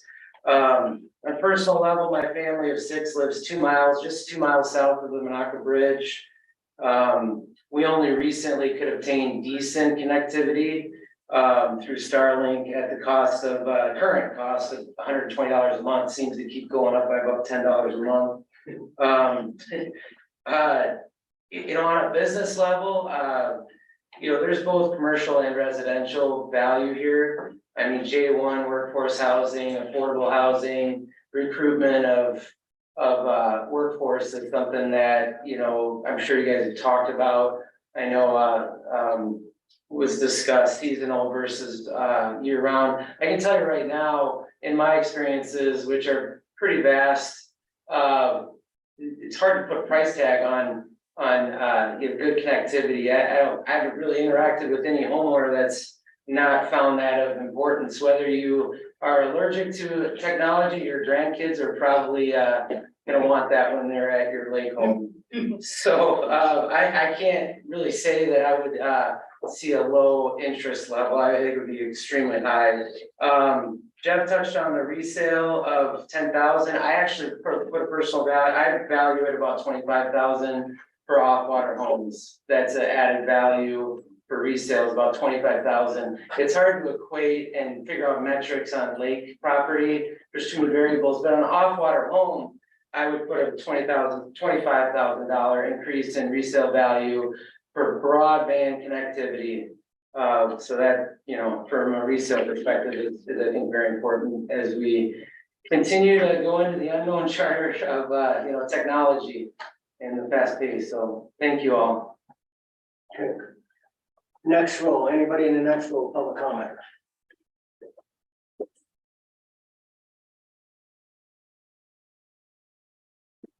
My name's Tom Broken. First of all, I want to thank you. I live at 10721 Highway 79. I'm an individual at like this, only 3.5 miles out of town. We have no high-speed internet. I'm 3/4 of a mile from one, 3/4 of a mile from the other one. It's empty between us. So we tried one service, and at one time they said they're high speed, 1 megabyte. There's times that it was used so much that we could not even get our email. So we got rid of them, and finally we're using our cell phones now with hotspots and jetpacks, and that works okay until the summer. Summer comes. This morning I went on to download, to look at a video a friend sent me about something. I could look at it. I wouldn't be able to look at it until tonight, probably midnight, when phones aren't being used. So this makes a big difference to us if you vote for something like this. I had a grandson who wanted to live with us during COVID, but he was going virtual schooling. He couldn't live with us because we couldn't, our program we had couldn't support it. Much of you have grandchildren, I'm sure of that, and you'd love to have your grandchildren with you during that time. And we really felt bad and saying, sorry, Logan, but you're schooling, we can't help enough with it. And it was really a letdown for us to turn him away. Now he's a teenager and he wants to come up and see us, but big thing, games again, too. And that's a number of kids nowadays. I mean, grandchildren want to come up and play and see us, but internet makes a big difference. So if you go this through, not only for myself, but a lot of other people in the community that you're really benefit. Like Adam said, real estate, businesses, stuff like that. So again, I appreciate letting me talk. Thank you again. Next person, anybody else in that row?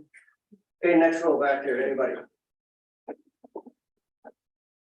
Good morning, my name is Patrick Reagan, I'm the city administrator for the city of Rhinelander, 135 South Stevens Street. Just want to commend all of you for taking this on. This is fantastic, and you guys asked some fantastic questions, things I hadn't thought of, so I want to commend you for that as well. Worked with Jeff a little bit, I've been here about 5 months, worked with him a little bit on some different projects here. Just want to tell you, in the other communities that I've been in, mostly in Michigan, rural broadband was something we always had to fight for. And you guys are so much further ahead than I was in any other county, any other city. Congratulations, that's awesome. I see this as a signal. If the county adopts this, moves forward with this is a signal to the wider world. Oneida County is in the 21st century, we're doing things right, we want you here. We want you coming up here for tourism, to live, whatever, to developers, whatever. I see this as a fantastic signal. I fully support this initiative. I'd like to thank Mr. Gordon for the work he's done on this, and I appreciate you letting me speak. Thank you. Anybody else on my right side? Chris Dennis, the resident of Rhinelander, also mayor and business owner and property owner throughout the county.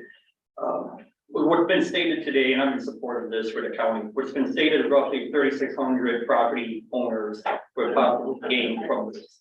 If you look at that at 2.6 people per homeowners, it's roughly 24% of our population of this county will gain the opportunity to have access to internet or increase competition, which is a win-win, I think, for everyone in this room, everyone we represent. You're asking how you could, relate that to your constituents. This is something that will provide much needed need. You look at housing in Rhinelander, one of the reasons why people flock to Rhinelander is the services the city provides. Access to internet is one of those. You go to any apartment complex, you go to anyone who's over the age of 60, that's one of the main reasons why they flock to the city. They want the services that you can't see outside of the city in our county. This will have a positive impact for jobs, our police, our EMS, our fire, our quality of life for our residents and our business owners, economic development, and increase our population. In a lot of ways, you can look at this as the start of business. They're asking for some help, which Jeff has done with multiple businesses in our area, from print pack to the paper mill. And that will have a positive, not direct necessarily, but for the region, it will be huge. I also look at this project similar to our bypass. You look at the bypass now, which is under construction, and an Uber pain in the butt for anyone who drives on it daily, which I can relate to. But look at what that has changed our community over the last 20 years. All of you in this room are forward looking. You're looking to see how you can improve the residents' quality of life. This is very similar to that bypass. You're laying the groundwork for future economic development and increased quality of life for everyone in this county that works, lives, and vacations here. Thank you. Anybody else on my right hand side? Come up to the front, please.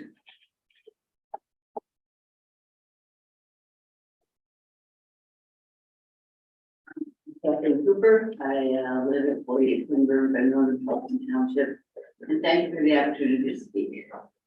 I'm not talking about broadband today. I am talking about respecting the people of Oneida County. Your vote last month on the resolution 25-2023 was disrespectful to the constituents of Oneida County. Particularly disrespectful, except for the ones who voted against.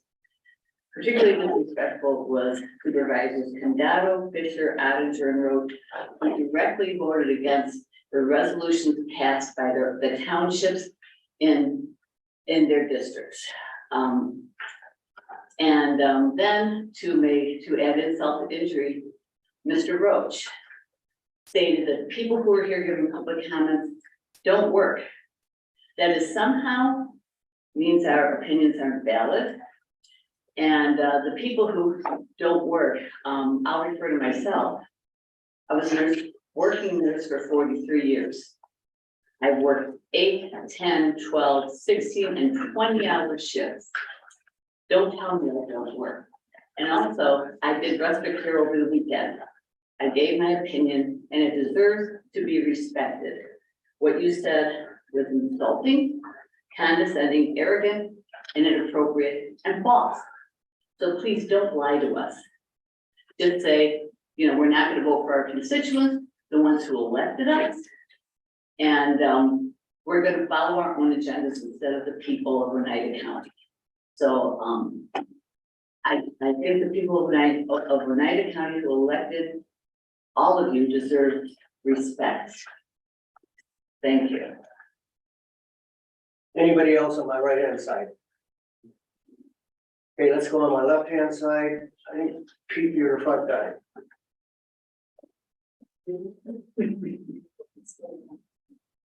Hi, my name is Pete Otis. I live on Blue Lake in Minocqua. I moved to Minocqua in 1993, and I was working in Wausau. I'd be in Wausau all day and have high-speed internet and come home to dial-up service. That was on Lake Minocqua, Lake Elmont. In 2006, we built a home on Blue Lake. I had been retired now, and we still had dial-up service. So the only way I found to get it is to do something about it. So in about 2010, we got the town of Minocqua to put up 3 towers, and we had SonicNet put service on that. That was the first wireless broadband up here. It wasn't the greatest, but it was a lot better than nothing. They ended up getting about 300 customers over a period of time that we did. But I would charge them a dollar per customer. So they had a pretty sweet deal too, but we did it to get people broadband. Then in 2015, we helped Oneida County Economic Development had started a broadband committee in 2013.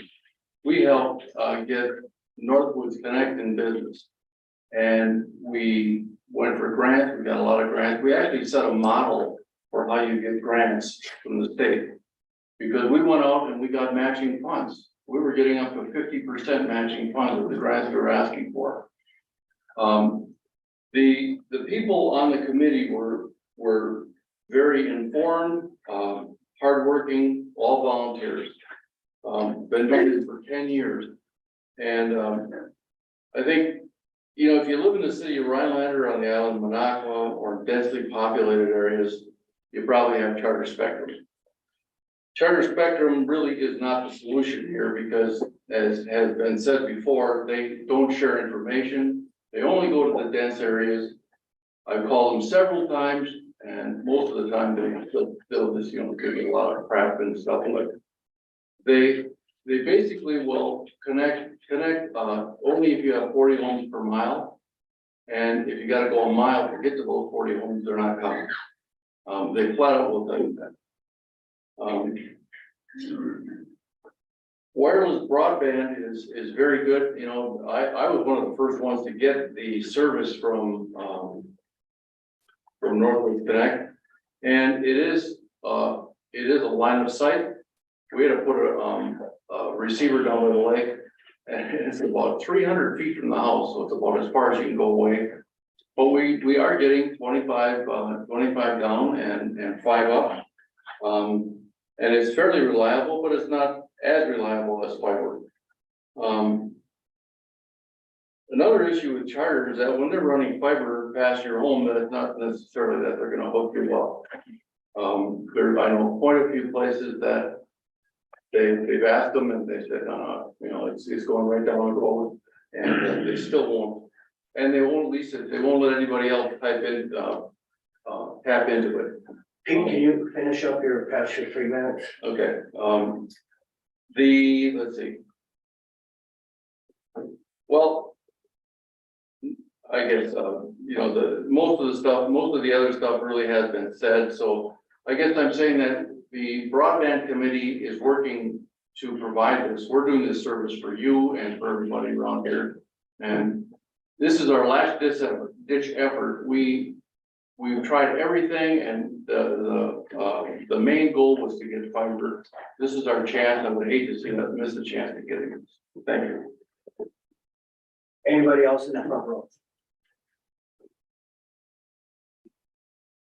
I'm Lee Calvi. I live on Bobcat Lake Drive in Minocqua, which is a rural area. I'm on Bobcat Lake, 50-acre lake. My wife and I moved up here full-time in '99. We worked for 10 years before we retired. Where we live now, we have Verizon and a hotspot. Coverage isn't too bad during the wintertime. Coverage is not good during the summertime. This is where people want to be during the summer months to get away from the heat, take vacations, etc. This is an opportunity for all of us to get much better coverage. I was not aware of the numbers that were talked about, how much it's going to increase the value of our homes, but let's not ignore that. Where we live is fine, but during the pandemic, I know that our neighbors were unable to use Zoom, so their children couldn't go to school for quite a while. I tried using Zoom during the wintertime for church, and it worked about 1 out of 3 weeks. So we got to get into the 21st century.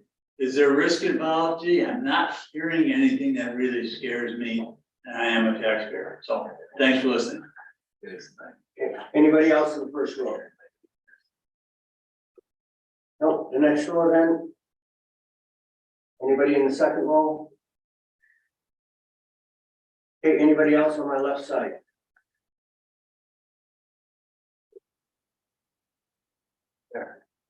My name is Landis. I'm actually here on behalf of Congressman Tiffany's office. I'll keep my comments brief, don't worry. I should remind the board that our office and Congressman Tiffany is here to help you guys with this project, other projects moving forward, whatever you decide to do. Whether that's federal funding, grants, questions, anything you guys have relating to the federal government or federal agencies, we're here to help. Also, constituents that you guys have in your districts that are having an issue with the federal agency, we're here to help them too. So if you got any questions, you know how to get a hold of our office, it's on Tom's website. Thanks for giving me a moment to speak. Thank you.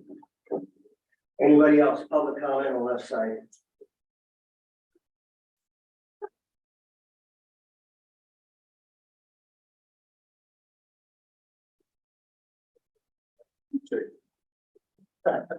Hi, I'm Patrick Namer, 7780 Crosscut Trail, in the town of Woodruff. That's about midway between the town of Lake Tomahawk and the town of Woodruff. And we're on Tomahawk Lake. I'm also the president of our small homeowners association, 14 homes, 3 of which are full-time residents, the remainder are part-time residents, second homeowners. And I can assure you that second homeowners are very much interested in high-speed internet. We currently have Frontier. It is not broadband. It's usable, but it is not broadband. And I encourage you to go ahead with this project. Thanks very much. Anybody else left side?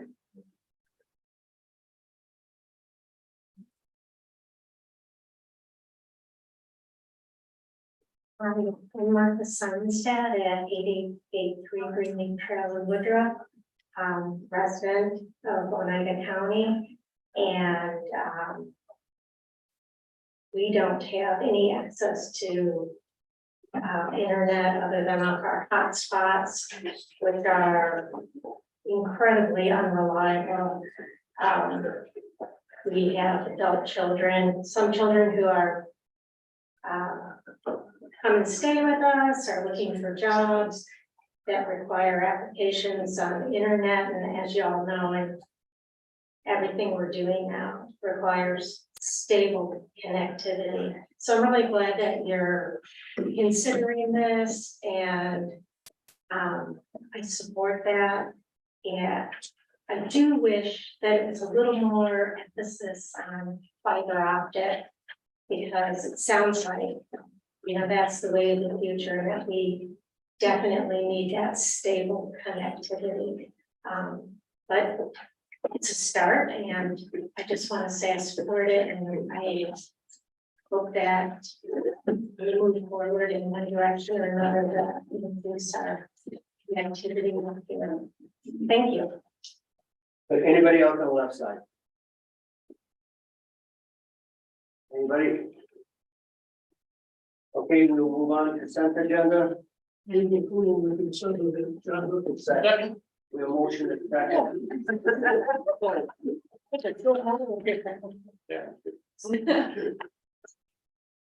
Hey, we'll call a roll on the consent agenda. Scott, can I ask a question first?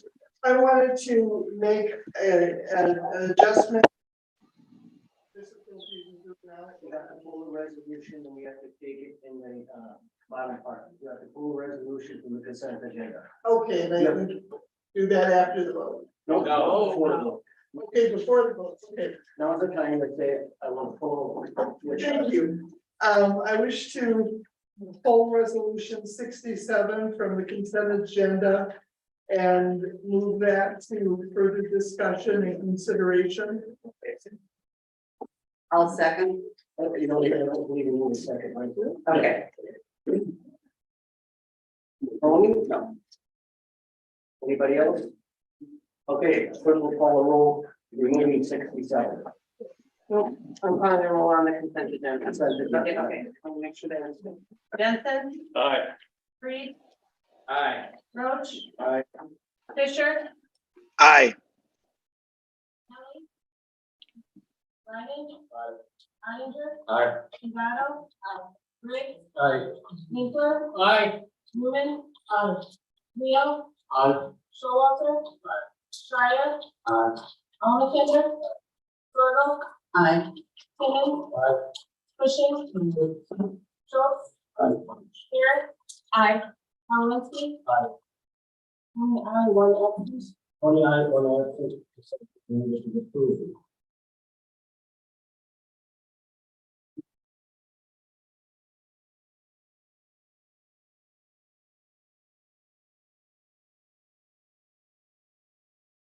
The fifth time will take resolution 67/2023, rezone petition 05-2023, offered by the supervisors of the planning and development committee to rezone land from district 42, single family to district 124 and property described as government lot 6 and part of government lot 5, section 13, column 39 north, range 40, PIN numbers 49695 and 496-1, column Blackrock.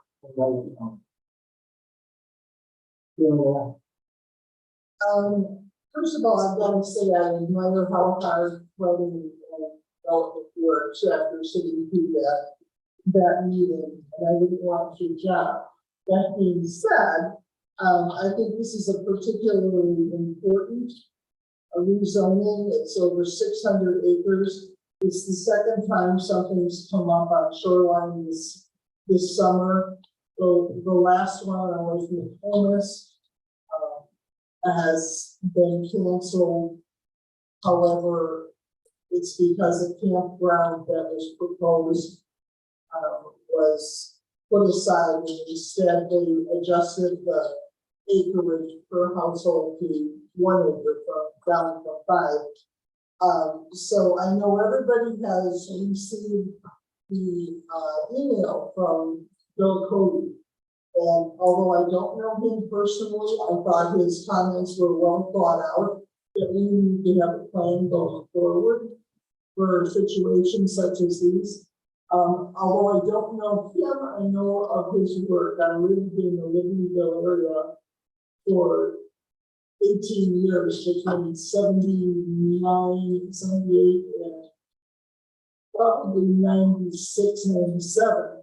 So I got to see specifically what those zoning regulations did for the town of Libertyville versus the town right next door, Mundelein, which Libertyville enjoyed prices of their houses doubling and tripling during the time when the rezoning was taking place.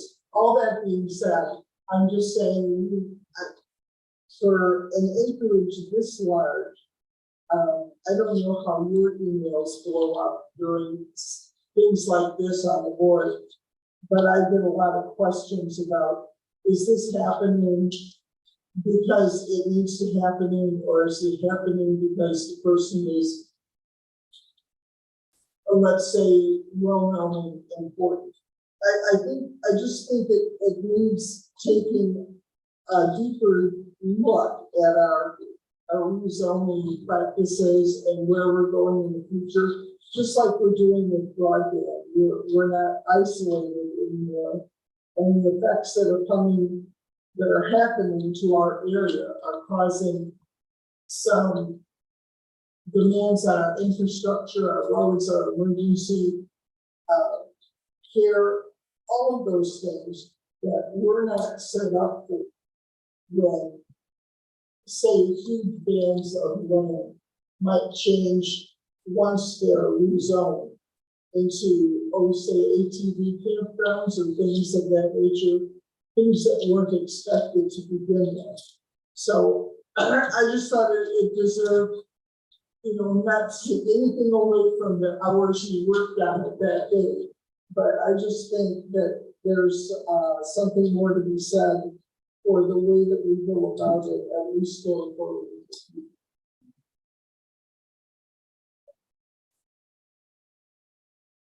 Billy. And this specific one is just.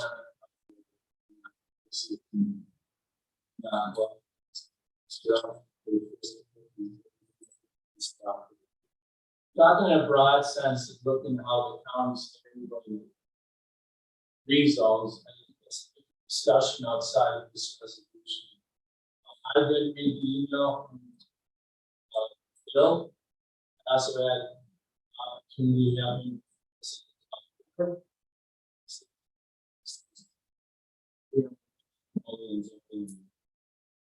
This email started out about, we didn't kind of be influential on this, but we questioned the strategy of the process. Robust. Not talking about rezoning 600 acres. What single family lots on a lake, joining up with the rest of this property, which is forested. Top of that, $20 neighboring adjacent landowners. Of course, we want to. Actually, if you look at the map, they're getting over 1,000 acres. So, as far as how the county does rezones and that to me is a different issue. This resolution, very clean, vetted more than most that I've seen. Not the town board unanimously, 5-0 supported it. This is unanimous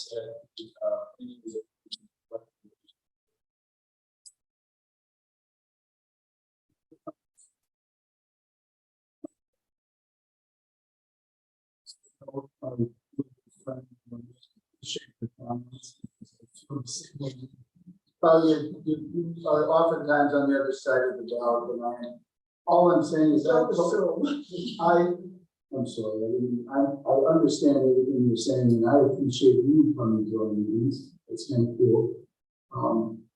So this was on the edge. We all voted for it, and I didn't totally understand it. I do understand maybe what you're thinking.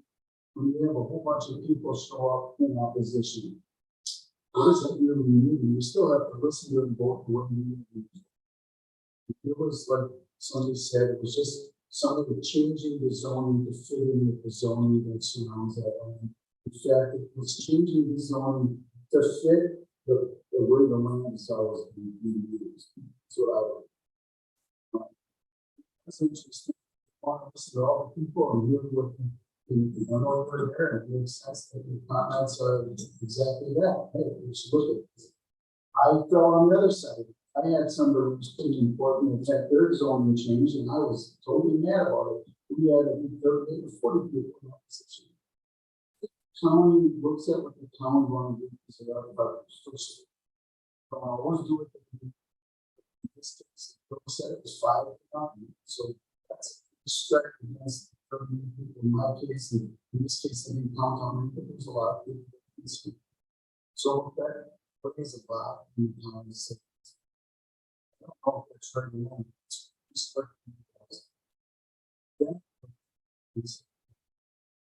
It's a campground thing to think that is the most scary. And personally, this is regarding as a popular for somebody that has a lot of people. I can't, my case has been thinking that I don't even look at things. I think that I look at this as you and me, this position. I think I was doing mind of this because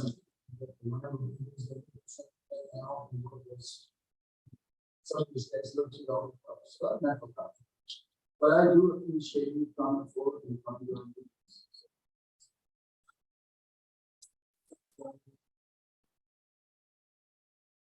The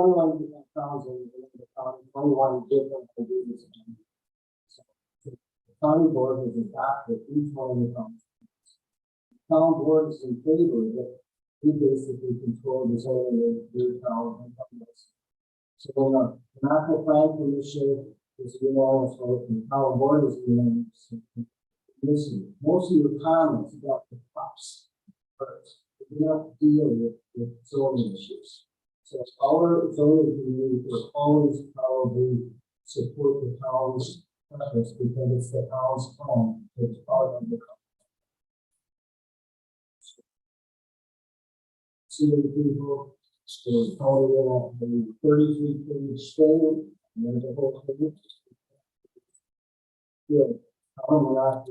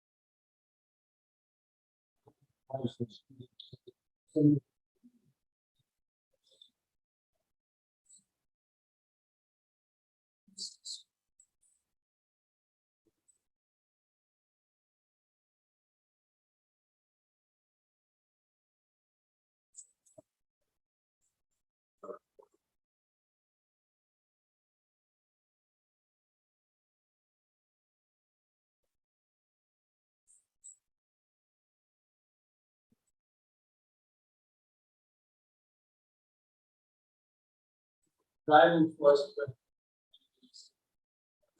Trails that are on this. Being stood right now was, basically, what we're not allowed to have these trails in the single family.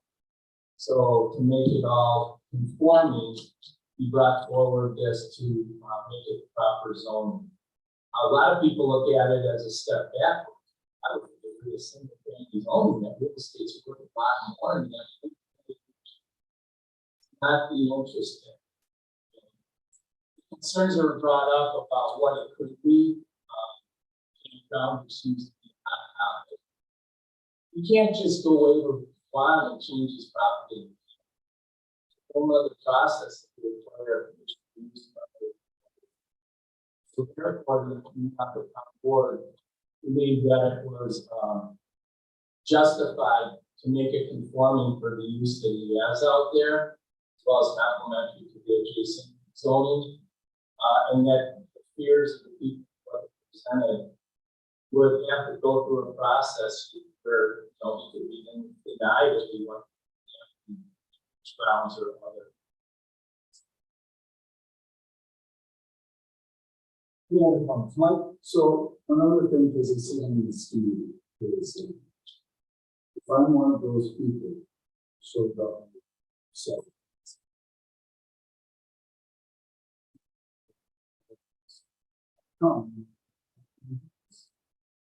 So missing how the town is changing. You want my house, so we have lots of confusion. So this is what I'm saying is all fighting the same thing. You have to look at all the stuff, and it's not doing it because we like somebody and it happens to be somebody we know or something. It's really hard. Look at the town, right or wrong.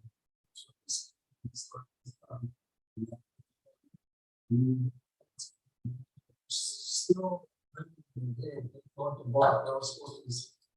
happens every day, all day long, all counties. So I think we did do it. I want to.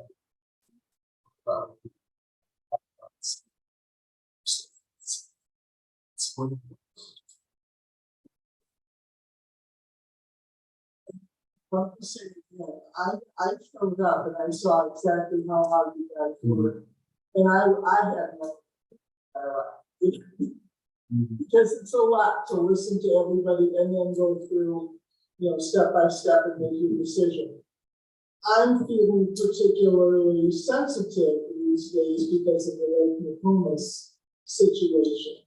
And it just seems to me that, they had better zoning regulations before the whole campground fiasco started, they may not have been said, okay, well, it's either the 300 campgrounds or it's going to be reducing the size of the acreage to 1 acre per household instead of 5, kind of being in a rock or a hard place thing.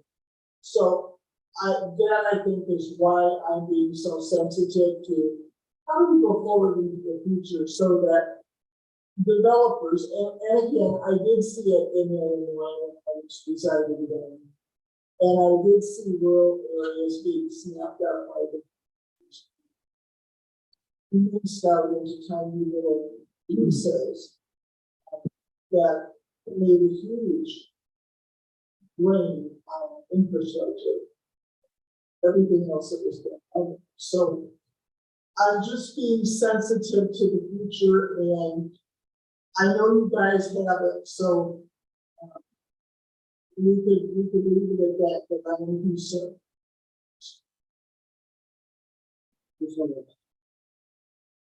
Town has so much authority that if the 2Z committee changes the zoning district, and the town board's not to pay this, but the based on this. That's not for the town has to do something.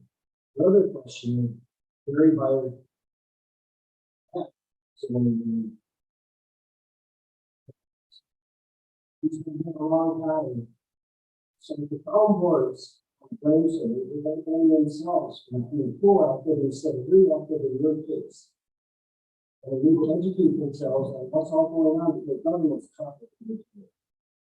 So to sit here and look at the P&Z committee and wonder why we aren't, it's not our job to change the zoning in the townships. It's the townships that can change it.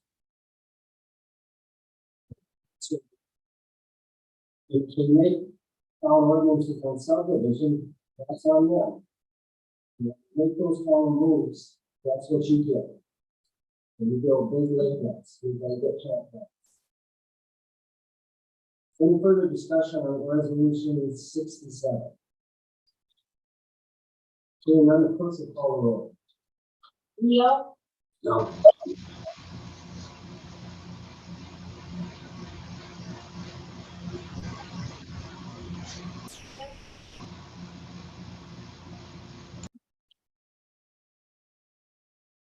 Winkler.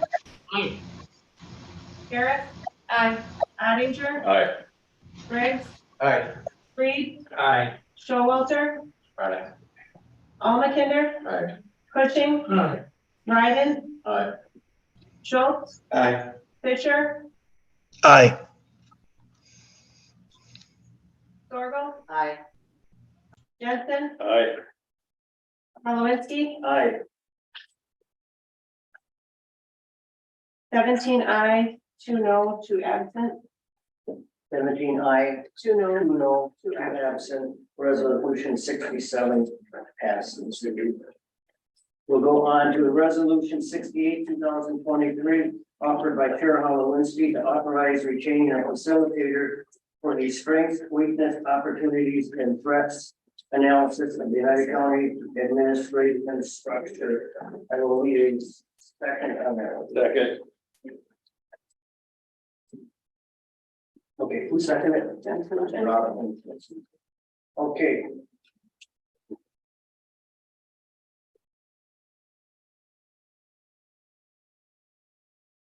So everybody's got the resolution in front of them, there's some comment, the county is facing new opportunities and challenges, and with that, we need to investigate alternatives to the current organizational structure of the county.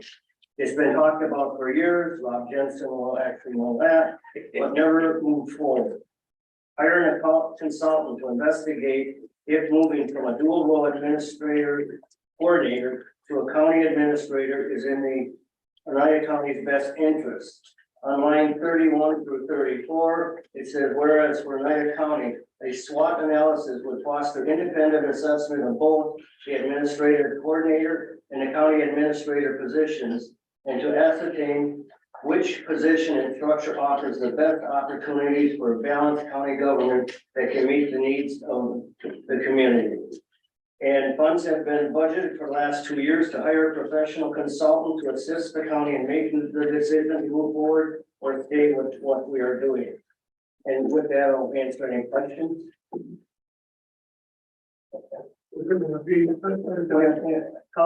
I was just wondering how you're going to pick the firm or the person. We looked at 3 firms, 3 different ways they would do it. One firm would interview every county board supervisor, every head of department, and then do a report of it. Another outfit would do a team of elected officials and a team of heads of departments, basically. And the other one said they would come and have a meeting and then kind of shoot from the hip on that, so I didn't like that one. I do like the one about every county board will be interviewed and every head of department. I think that would be the best move to come up with analysis of what our strengths are, what our weaknesses, where those come from. So these would be the strengths and weaknesses of these 2 positions or of everything that's going on? These two positions, but incorporates all the activities in the county. Any question on that? So we could use that data possibly to set our priorities for budgeting. Correct. Okay. And this doesn't mean we're going to move from it, but it gives us a tool to look at from a professional who's done it. I mean, I've been on the county board over 21 years now, and there is a lot to know. And then making sure that your decision is equal to everybody without making one decision and having 2 more come next month with the same problem. And then next month after that, we need somebody who knows the whole operation, not just a county board chair. Okay, thank you. Any other questions? I have a comment. Jim? If this were to pass, I would like you to consider UW Extension as a potential facilitator. There are several good people in the organization, and it might be certainly cheaper than $25,000. Well, they would have the authority for it, and I believe the lady that does it once a UW facilitator at one time. And the other ones are retired county administrators. So this authorizes me to hire one of the firms to proceed forward and bring back to the county board with a limit of $25,000. They range from 18,000 to 25,000. Any other comments? Scott? Robert? Yeah, so is there something you think we're missing here that you want to have a facilitator, or is this something the county had? These people are kind of facilitators that this is what they do. They go around and help counties figure out how their organization is. Tina, could you come up to the front and comment on the role of this SWAT team?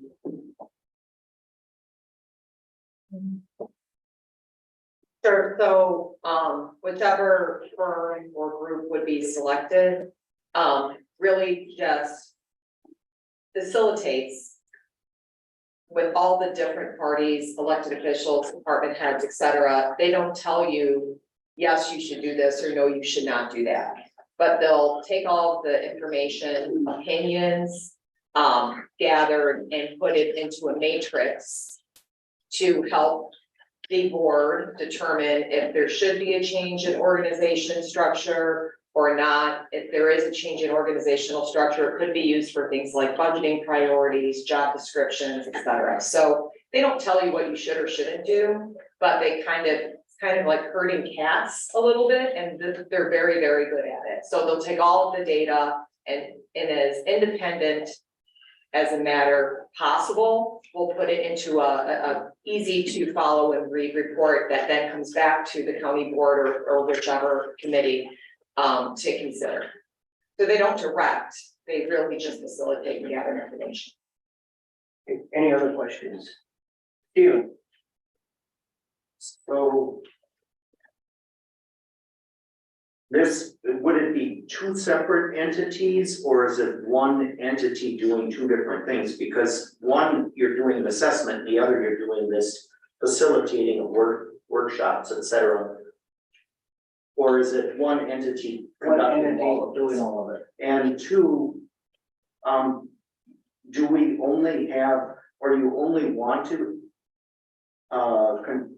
consider 25,000 for this, or is there 50,000 available? We're just one. It's 50,000. We had a account for doing this type of work for 80,000, I believe, in the budget the last couple of years. We used 30,000, I think, for the broadband, I believe, and that went through your committee. There's 50,000 left in that account, which has been budgeted for the last 2 years to do this analysis. So, and I am comfortable on the 25,000. Okay. Annette, Thank you, great idea. anybody else? God, Ken? is there gonna be any discussion of what it's gonna cost if they want to change to a county That administrator? will be when we do the analysis. Because that's exactly how the last one died. Tony?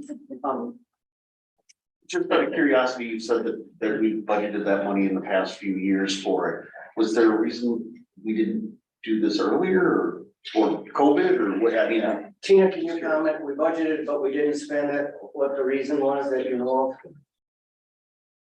I think that there just wasn't, enough of a push from the administration committee or the chair at that point to pursue it because there were other things going on, COVID, changing the chairmanship, so it's not such a bad thing when a budget doesn't get spent in contingency, but it was there. I just don't think that there was someone to completely drive it all the way to fruition, like Scott is doing this year, or trying to do. And Rob?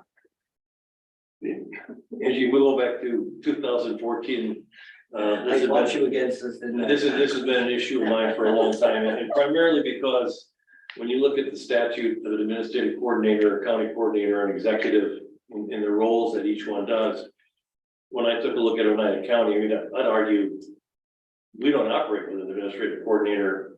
I don't even know if you follow the statute at this current time.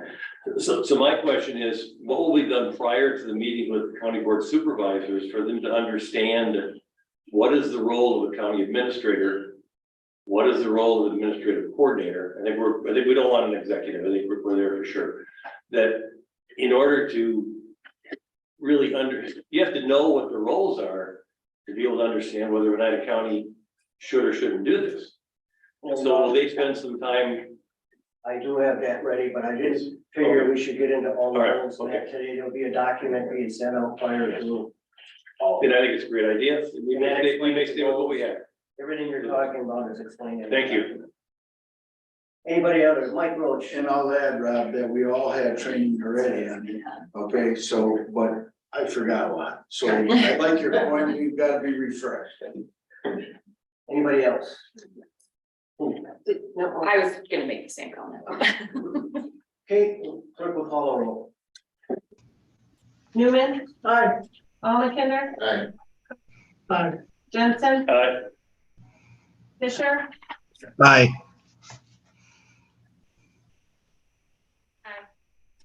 Thorvald, Aye. Schultz, Aye. Roach, Aye. Showalter. Aye. Dryer, Aye. Rio, Aye. Dryden, Aye. Briggs, Aye. Reed, Aye. Winkler, Aye. Ottinger, Aye. Kowalski, Aye. 19 aye, 2 absent. Resolution passes. Okay, what was it? 19 aye, 2 resolution passes. 19 aye. 2 absent, I'm not absent, not no.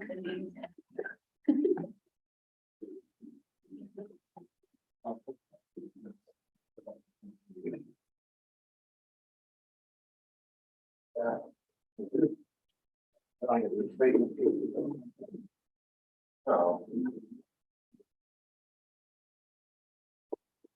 Here, agenda.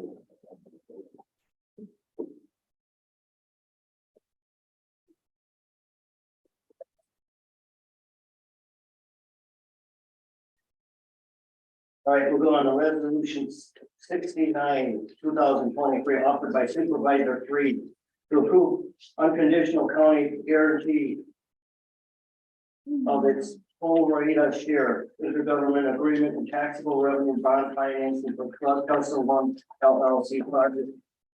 I believe we need a second on that. I'll second. Okay, Connor's got the second. Billy Freed. It's been a long journey. Can I say hallelujah? It's finally here. It's been a long track. During the presentations, there were a lot of excellent questions asked. Thank you. Those were very thoughtful. I'd be remiss if I didn't thank Jeffrey Dorn, the Oneida County Economic Development Committee for working on this and bringing it to the county board and for being patient to this point. It has not been an easy road for Jeff. I mean, he's been kind of, he's been the meat in the middle of the sandwich. But he's survived, and I'm glad to see him looking good and being here. Mr. Sweeney, who spoke before, he's still here, is an asset of this county. He was hired as a consultant for our county, and I don't think any county could have a better asset than we've had. Not only for his relationship with the county as our former deputy sheriff, but he has a great reputation nationally as it comes to technology. And also his knowledge and his able to get input from the other counties involved has been instrumental. I also want to thank the administration committee. It's been a tough journey for us. We really weren't sure what we were supposed to add. We didn't know the questions. Mitch would come to meetings and he'd look at me and I'd go, Mitch, help me out here. We don't know where to start. And over the last, I think it's been 6 months, it's nice to see it come together. A lot of concerns that I specifically had to do with, I gotta vote to support something where we are guaranteed. And I heard those in your questions about the guarantee, and we hired bond counsel, financial counsel, technology counsel. They needed to look at it, and their job was to look at where's our exposure, where's our risk. And initially I got scared by it, but then Stephen actually said, you should reach out to John Robinson. He's a supervisor down in Maritime County, and I'm glad to see you shaking your head. And I gotta tell you, that was one of the best conversations I had for many reasons. One was the concerns that I talked to him, he said, no different than what they had. He also said, it's no different depending on what company you work with. I was surprised to hear they currently have at least 3, maybe 4 bonding projects going on with 4 different entities. And he said, the bigger they are, the harder they are to work with. Bottom line is, they're happy with the work that's being done and it's moving forward. I don't think anyone in here can argue the benefit and the reward that's there for Oneida County. If it doesn't come right to my house and plug in, it's still a benefit to me. It's a benefit in that it's gonna help my tax money go further, because technology going to the different government units is gonna be hugely beneficial on a financial standpoint, as well as we know how technology helps improve efficiencies or processing of information. It's a benefit because even if it doesn't plug into your house, you're gonna be closer to being plugged in. And one of the questions we always had at the beginning was, how can this be feasible for them if you're going all over the place? And when I talked to Mr. Robinson, he said, you're looking at feasibility for everyone being plugged in. Yes, they're gonna need to generate revenues from that, but they're gonna generate revenues from their towers. And even Mitch talked about it, how if it's not directly their equipment, someone's gonna pay for, I forgot the terminology used, but there's a fee to process. Every time you pick up your phone, and you might be on AT&T, or you might be on Verizon, you might be on Sprint, whatever the companies are, they're not always going through their equipment. They're going through someone else's and paying a fee. So I believe that feasibility will be there. But I get back to, yeah, there is gonna be some risk. But the rewards, we're not putting up a cent. We're not putting up a cent a cent right now. We're being brought fiber where we get 20 some strands of the 42 strands in there for our use.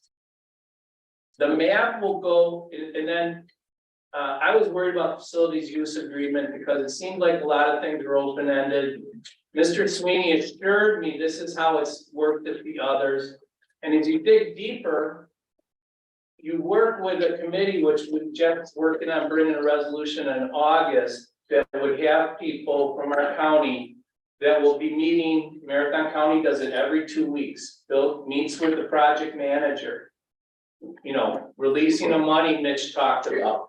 But this will also enable us to go, okay, how much money do we have left? This is where we should go, boom, boom, boom. So there is ideally a lot of oversight. And from my conversations with Marathon County, I think it relates to the other counties that they've been working with. There's been no red flags where, oh, they're not going they're not going where we want them to. They're only going to where they want to. That I feel very comfortable won't happen. Could they be bought out 5 years from now, 3 years from now? Fine. I mean, you've seen that in other industries. 5 people are rushing to get to everyone. One gets a little progress and a bigger company comes and buys them out. That's all gonna be a benefit to us. The concern about running down the highways and that with Spectrum or someone else right beside them, unfortunately, it's a common thing. You know, and they do claim to have business propriety, so we're not gonna give that information. But it does work to be to the public's benefit when there is competition like that. So just in a nutshell, thank you to all those that have put in time. The best question and answer period was the beginning of this meeting. And I think sometimes you gotta get to the very end to put those questions together.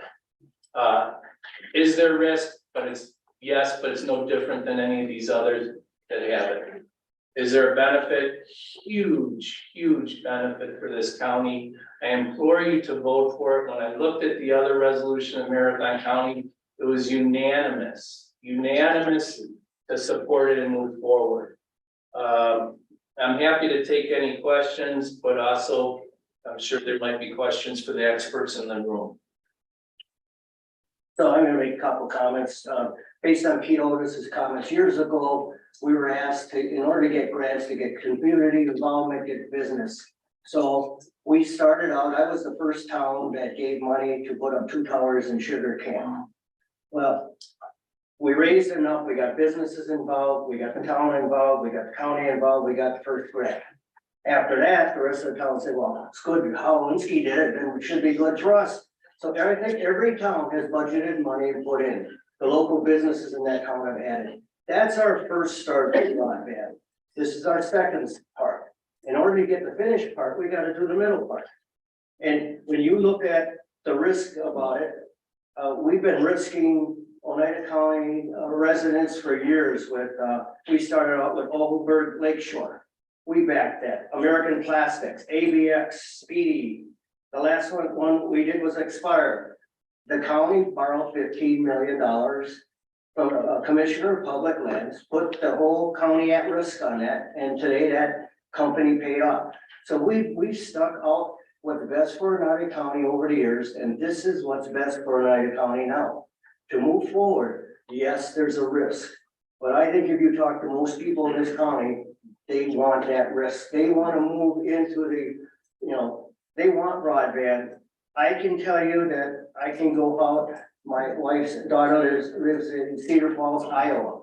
They have high-speed fiber to every house in that thing. And speeds way beyond, the minimum you get is 250 megabytes.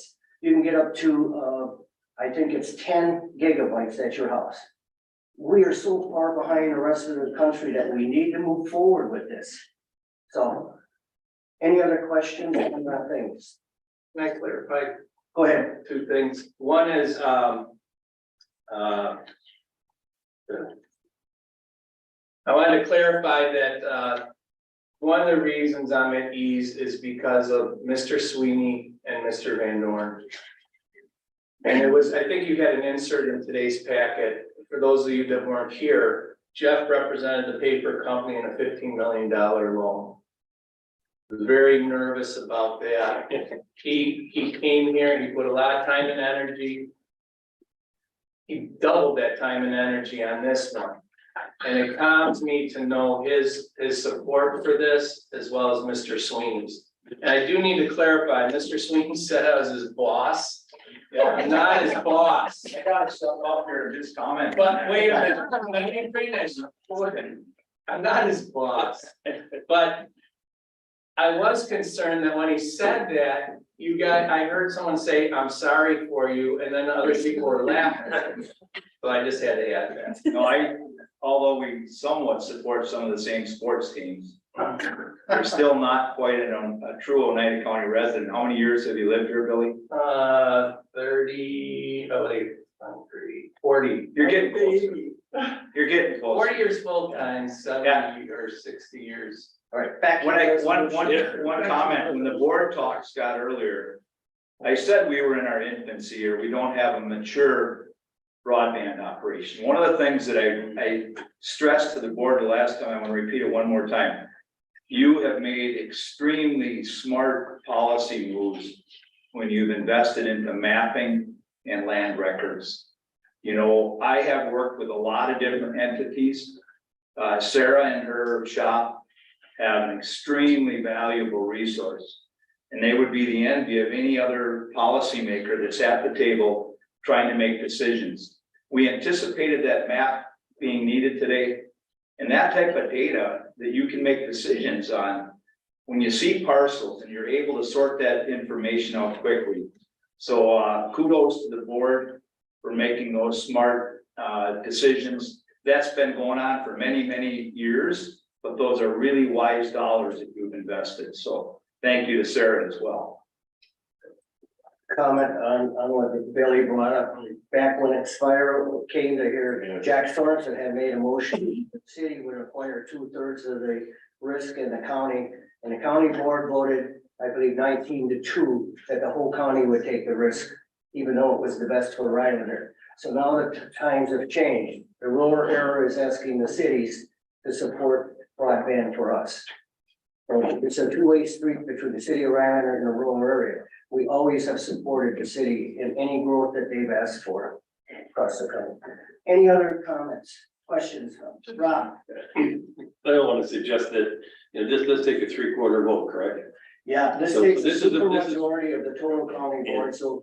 And you gotta, There's 2 people absent, I need 16 votes to pass this. and I think we all need to think about that and make sure that our vote is the right vote. I know where I am on this. I was part of a Fox Valley study way back in the late 90s to bring fiber up to the school districts in Fox Valley. And it was a big risk. But we were risk takers and we took it, and what was beyond the scope of bringing digital to schools for distance learning now is common practice. And we have to start somewhere.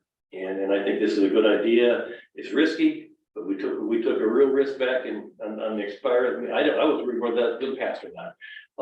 And it sure turned out well. So I think that I support this and hope that the rest of the county board of supervisors will support it as well. Tony? I know I had some questions about the whole thing and comments made about having worked in the IT industry and blah, blah, blah, blah, blah, and companies moving more towards, well, we'll promise last mile, but we're really interested in totally the middle mile and last mile.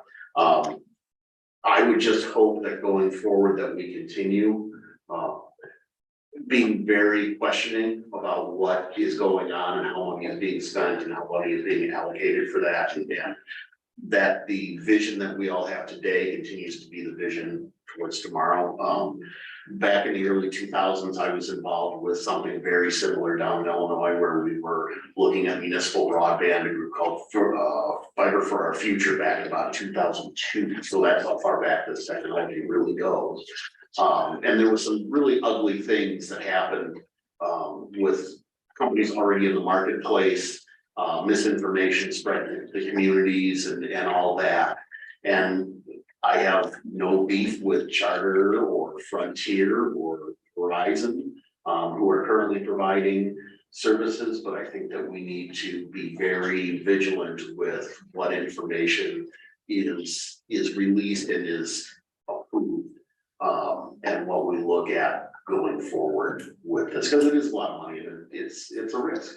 And I really am hoping that we're not seeing the manipulation from the market to try to manipulate residents and such. You know, when this really starts moving forward. Any other comments? Lenny? When this conversation first started, the part that appealed the least to me was probably the competition part. Because I lived in Rhinelander and I had internet and I didn't have problems, and it's like, so, you know, that's not a big issue for me. Well, let me tell you, in the last 3 weeks, I have had my Wi-Fi up for about 2 hours every other day. Now, I'm still paying the same rate per month, but I wish I had a competitor for Charter Spectrum, because I would sign up today. So that was something that I'm just saying as a learning process, and I've learned a lot about broadband, but the aspect that didn't appeal to me at all when we started, it's now suddenly important to me. So yay, competition. And all the providers can get on this broadband fiber. The competition can be all on the same one. Any other comments? Let's see, Mike? So I was concerned about, all the things that we talked about, mostly the, risk that Stephen has made very clear. And, I'm totally for broadband, and I think we have to pass this today, no doubt. But I will go on and saying this to the 21 supervisors. Can't prove it, but I know that we have other issues. You can't stop broadband, it's coming and we want it. But you're gonna look at hospitals, highways, capacities, EMTs, schools, churches. Nobody seems, I know I challenged John Sweeney with this. He got us those 2 pamphlets. I was not satisfied with that. I'm not saying I know how to do the data. But this is gonna be a light switch, and I said this to Mr. Snyder the first time, if we get broadband, name one thing that we've had in the Northwoods, in Minnesota, Wisconsin, doesn't matter, in rural areas, where you flip a switch. I hear it and everybody's saying this, yeah, my internet works, but boy, in the summer, wait till this is here. I want it, but we're gonna be seeing all kinds of other stuff. Highways are the most expensive thing we have. We're gonna see a lot of money going to highways, because this is what's gonna happen. We're gonna have mobility problems. I predict, we're gonna have hospital issues, all these things, which will all work its way out. But I just want people to be aware of all this once this happens, you know? So I was looking at, is this the best? What are other solutions? I know that Lincoln County didn't, that's why I asked Sweeney. And I'm glad Jeff knew the answer to that. That made me a world of difference. I sent it to Scott, and I know Tracy talked to the head of the broadband in Lincoln County, and I hadn't had a chance to talk to them. So I hope everybody votes for this. Jim, go for it. I just want to make a comment, at my regional workforce development meeting this past week. The Lincoln County supervisor that was there says Lincoln County is going to revisit this. Right. So it's not a dead issue in Lincoln County. It's still viable. So I just want to bring that point up. Any other comments? Steven? I'm trying to even think back, when did I suddenly adopt the whole, I'm just not feeling it, and I'm very skeptical. And I don't even remember when that happened, to be perfectly honest, because initially when this was brought forward, I was thinking, yes, finally. But something about it just nagged at me, and I would ask questions. I felt like there was almost like stonewalling, but slowly but surely, it's like for every question I ask, eventually somebody realized if he's asking it, he's putting doubt. And if you put doubt in his mind or others' you're gonna have to answer it at some point. Slowly but surely, I felt like we were starting to get some assurances. We were starting to get a little more response. And as far as we can be assured, I think I also support moving forward on it. I'm always gonna have doubt. I'll be honest with you, I really will. But I think anybody who probably voted on the Xperia probably had some nail biting even after the vote that night, thinking, what did I do? $15 million. It's a big deal. So I'll be honest with you, if I'm gonna compare it to anything that we voted on recently, I'm gonna compare it to paying that extra money out for our ambulance service. This can't just be about what's good for this group or that group or the benefit. You have to say what's gonna be for the best for everybody. Sure, Rhinelander has its own ambulance, and we paid for 2 ambulance services. But gosh darn it, if I go to visit Three Lakes or anywhere else, I wanna know there's gonna be an ambulance that'll pick me up. I also wanna know when I visit my friends that they're not sitting there in the dark because their options on broadband are so limited. Or that they're getting shafted by whoever's willing to come in and give it to them and then raise it $10 every month. You know what? I think it's gonna bring in competition. I'm gonna trust in the process. I'm certainly gonna trust that we're gonna develop a good committee of oversight for this whole thing. So that, you know, we're not just ad-libbing anything anymore. We're gonna have to take this very seriously. I still think this is a very serious consideration that we're taking on, and we're gonna have to do our due diligence, but I don't know that the county has ever done more due diligence on any one issue than this one, at least since I've been on the county board. So I don't even know what else you would ponder, question, you know, fret over anymore. I think it's ready for us to you know, call a vote on, to be perfectly honest, and I wouldn't actually encourage people to vote for this, as will I. Any other comments? Tony?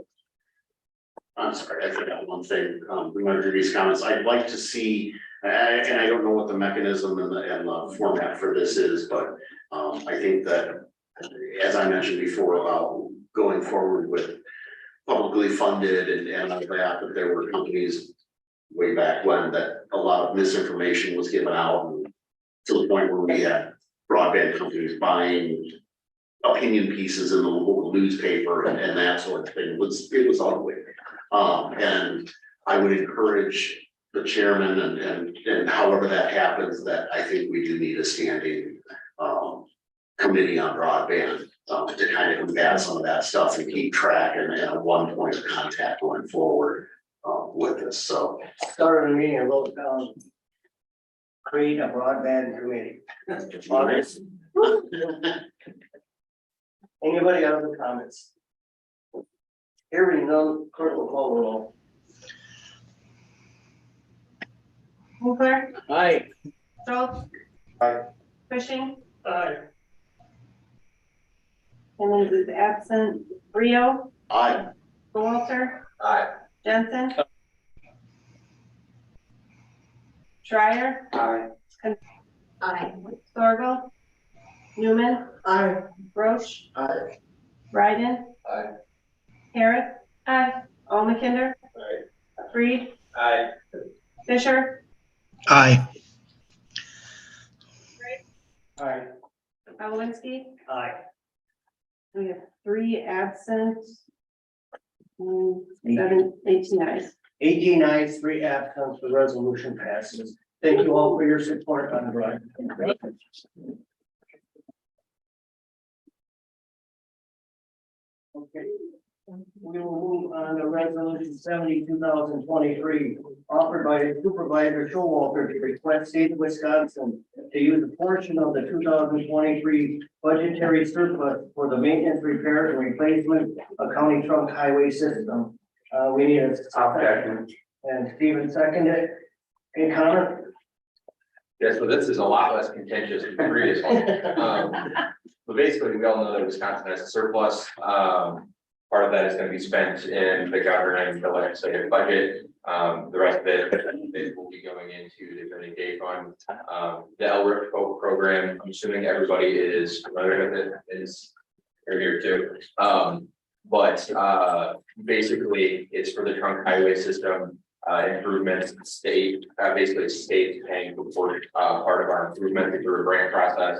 And they help improve our local highway system. It was established a few years ago and increased Mary Kalsowski, I'm saying her name right, and then Rob Clarendon talked about it at Rotary a couple of years ago. Ever since then, I've been a big proponent of it.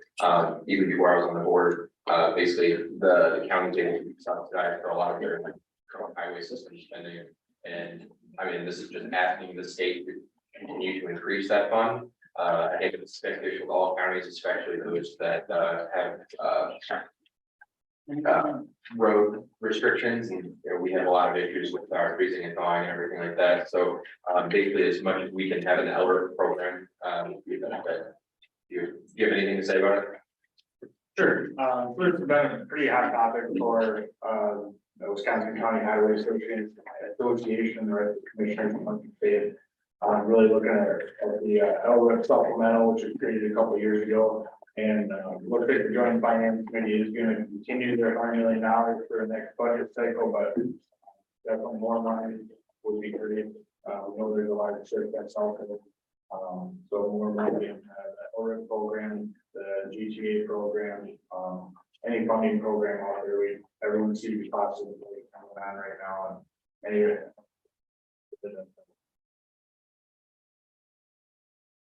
Any questions? Mike Roach.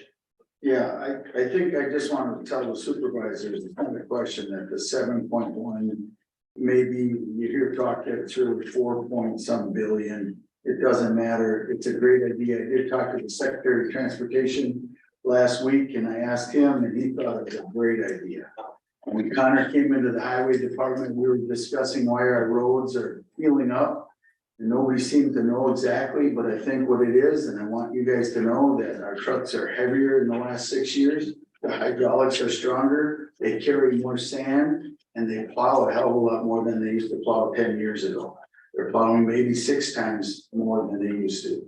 Our roads are falling apart, and I've always said this, it's the #1 thing we spend. Healthcare is right behind it probably. But our highways are super expensive. We're gonna see more and more repairs. We're not building new roads, but we're repairing. So this is really important to send this message that we're all in favor of this.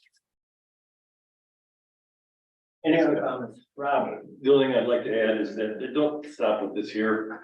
Contact these people on your own. Call them, email them, let them know this is important, but hearing from each one of us, I think is even more important. Okay, any other questions? Hearing none, clerk will call the roll. Briggs, Aye. Rio, Aye. Harris. Aye. Dorgo. Aye. Condado. Aye. Ryden. Aye. Almekender. Aye. Joe Walter. Aye. Winkler. Aye. Reed. Aye. Roach. Aye. Cushing. Aye. Schreier. Aye. Schultz. Aye. Newman. Aye. Jensen. Aye. Halowinski. Aye. We have 17 aye and 4 absent. 17 aye, 4 absent, resolution 70 passes. Resolution 60, 2023, ordinance amendment 06, 2023, offered by Supervisor Winkler to amend the county board meeting agenda to include an innovation and for And I believe there is a second on There that. is a second. I didn't get a second. Go ahead, Jim. Well, I think the resolution stands for itself. There has been prayer in this country since the beginning of our the beginning of our country, as organized under our Constitution. I feel bad for, you know, I'm a prayer warrior anyway. And I feel bad when we have taken that out of our You've taken prayer out of our schools, we've taken prayer out of our government. And I think it's time to put it back in. I brought this back because of hearing law enforcement. And, you know, we lost 3 law enforcement people in the western part of the state this past spring. You know, I'm not saying prayer is going to make a difference, but I think it can help.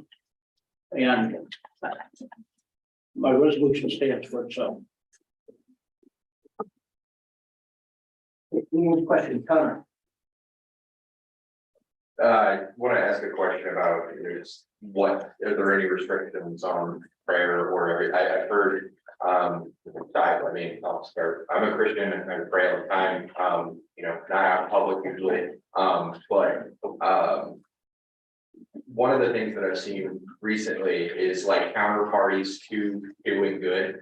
So, you know, prayer is a good thing in my opinion. Prayer in public would be a good thing as well. But then a lot of times you have counterparties, like there's Satanists in Virginia who are saying if you can pray in school, pray here, then you want to have Satan prayers as well too. Obviously, if we can't be partial in government, we can't be biased. So would we be saying, okay, let's invite Satanists to come pray at our, it sounds stupid, to pray at our, you know, our county board meeting, or would it be Christian only, or, you know, I don't think there's any Muslim mosques or, you know, Jewish temples, but, you know, if they want to as well. And then you get into, you know, even within Christianity and like, I'm not Catholic, but you know, there's priests I know who want to pray, or who's going to be that. It just, I don't know, the separation of church and state, I think is an important thing. And I think as soon as we invite one to do it, not that I'm against prayer, I would be very for it, but as soon as we invite one person to do it, there's going to be counterparties who are going to make it a kind of, I don't know, a joke. Like not this, but like, you know, they can make this turn back. Mike Roach. So the way our country was founded, the separation of church and state is important. It's important to understand it has nothing to do other than what you're talking about. Our founders were running from one religion. And when they came here, they said, you should be able to have anybody be able to pray whoever God they have. And that's all we're asking here. We're nothing saying you gotta be Christian, Baptist, and Buddhist. If one of us is an Allah follower and Muslim, if you want to drop to your knees and face Mecca and say a prayer, you should be allowed to do that. Nobody's saying that in this. In fact, I originally wanted something different because I am a Christian and I believe in the one Lord Jesus Christ. I would want to pray for that. And what if this clergy person showed up and was a Satanist? So that would be okay. Under this resolution, it wouldn't be okay with you and I. But we would be able to get our clergy member to come. Now, what I proposed, and I didn't do it here, but I'm just saying, ultimately, I would ask all you guys, I wanted it, and I talked to Mike Fugel about this and others, to be able to have, because I asked Scott Halowinski, I said, Chairman, what do we stand up and take a moment of silence for? And he said, well, for the troops and, you know, all the forces. And I said, well, I looked around, everybody's just kind of, I think some are praying, well, yeah, that's what we do. Well, then we should make a resolution. And so what I would propose, and I'm not amending this because I want this to be the first step, but I'm giving you a heads up that this is what you're talking about is okay. If somebody wants to pray to Buddha, they should, but that would get real lengthy. What I ultimately want to do is take this as the first step. Clergy can come because it's been constitutionally approved. This resolution people are doing all around our country. It's solid according to our attorneys, right? Mine, he doesn't know if it's solid, our attorneys. So I've talked to a lot of other attorneys. But mine would be to be able to say, Halowinski would say, does anybody want to pray to their God? 5 to 10 seconds. I can do that in 5 seconds. I can pray to my God. If some other Christian like you kind of raises your hand, he's in charge of who he calls on. Now he says, is there anybody else that has a different God to pray for? That's what our country was. And if somebody says, I'm a Satanist, I want to pray to Satan. That's what we're supposed to do in this country. But that is the separation. We're not supposed to say you gotta only pray to my God. And I don't think that would be a problem at all if they have 5 or 10 seconds and you can't pray for the same God. Otherwise, we'd be here for a long time if we were all Christians, everybody go right around the corner, which isn't a bad thing in my mind, but it might be for a Buddhist. Might be for a Muslim, might be for a Jehovah's Witness. So I think this resolution is the beginning. It's better than just standing for a moment of silence. You say you don't want to pray, you pray not in public. Somebody told me that without naming names, and I think I changed their mind. I said, if you really are a Christian, and he said he was. I said, just think about the founding of our country. They were all the 56 signers, but one was a professing Christian. That's in their diaries that I read. So I'm just saying they all believed in prayer, like Mr. Winkler said before, every governmental meeting. And he said, you got me, I'm for it. So that's how easy it was to change your mind, but I'm definitely not saying if you don't believe in my God, you can't, I'm saying it should be where we all can bring the clergymen if you want. This is the beginning. What I really wanted is for every one of us to be asked by him to pick us, and if we have a different God, you get picked, and then we're done, we're saying the Pledge of Allegiance. It doesn't have to be a big deal, but unlike, I know Jim didn't mean to say that, I know prayer helps. It's not, I think it would solve it, prayer does help in my mind. Rob? Well, I guess I come to this from a little different perspective, having been in public school administration for years and analyzing the Supreme Court cases. There definitely is a separation of church and state in public schools.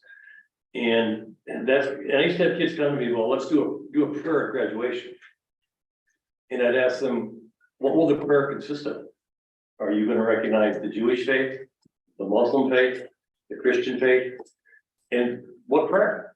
And it was a learning thing for them, because it was almost impossible to develop a prayer that was going to be respectful of all religious beliefs. I understand governmental bodies don't have to follow that. For me personally, that moment of silence, even a moment of silence in schools, I believe the Supreme Court ruled is a prayer, is why you're having a moment of silence. I would be more encouraged to say when you do the moment of silence, to take a moment of silence and also offer the opportunity for us as county board members to honor whatever religion we want in silence. I really think, and I'm a person of Christian beliefs, but that doesn't mean everyone has to follow me. I think you really do open up a lot. There's some, in my mind, some very strange beliefs out there that people can express. I know we started at Rotary. Do they still do it at Rotary? But we're not Rotary, so it's just very personal to me, and I think we're kind of opening up a lot if we approve this. And where does it end? So, just so I understand this, is the way it's presented is that, and Jim, correct me if I'm wrong, that people will apply and say, I want to do the prayer at the start of the meeting. I pick one person for that meeting, and I can pick a different one for you. And if nobody shows up, somebody, a supervisor could do the prayer, which would be a short prayer. Is that, because it doesn't really tell me in there, it just tells me. Yeah, I'd say it's for anybody who would like to offer that prayer, or if you wanted to invite a clergy, but you'd have to remember, if you invited clergy, no long-winded clergy that will be up here for 30 minutes praying, we're just acknowledging an opportunity and specifically praying for, if I were praying, as I try to do in those few minutes, I pray for all of us to have wisdom as we conduct our business here around the table. And then I pray for our troops, our active and inactive troops, and I pray for our law enforcement and our public safety people. That's what my prayer would be about. I could do that in 30 seconds, but at the same time you do quiet time. So, but this doesn't tell me I have to limit it to just one. No. Okay, but I don't want 6 different prayers going on at just the opening of the meeting. This doesn't tell me that, it just tells me that I start the meeting and then I say a brief roll call by one, it says prayer, not prayers. And then the Pledge of Allegiance. So is this limited to one person given a short prayer? I'm gonna ask the corporate council to comment. Can it be one person or can we have more than one? Or should we have an assigned person ahead of time? So, the town of Greece, New York, which is where the case came out of, what the town of Greece did is their town clerk would just had a list of all of the, houses of worship, sorry, Commissioner. And they would call and the first person who said they would come in and give a prayer, they would give a prayer. Some people who were not, this was almost, it may have always been a Christian prayer. I mean, people who were not Christian brought a lawsuit, and essentially the court said, you don't have to go 75 miles away to find a non-Christian. You can call within the town of Greece and find, a member of the clergy to come and give the prayer. And that's how the town of Greece works. This doesn't provide direction. I suppose this would be, at the chair's discretion in terms of how this plays out. There would be, the chair shall call the board to order, ask everyone to rise for a brief moment of silence, or I'm sorry,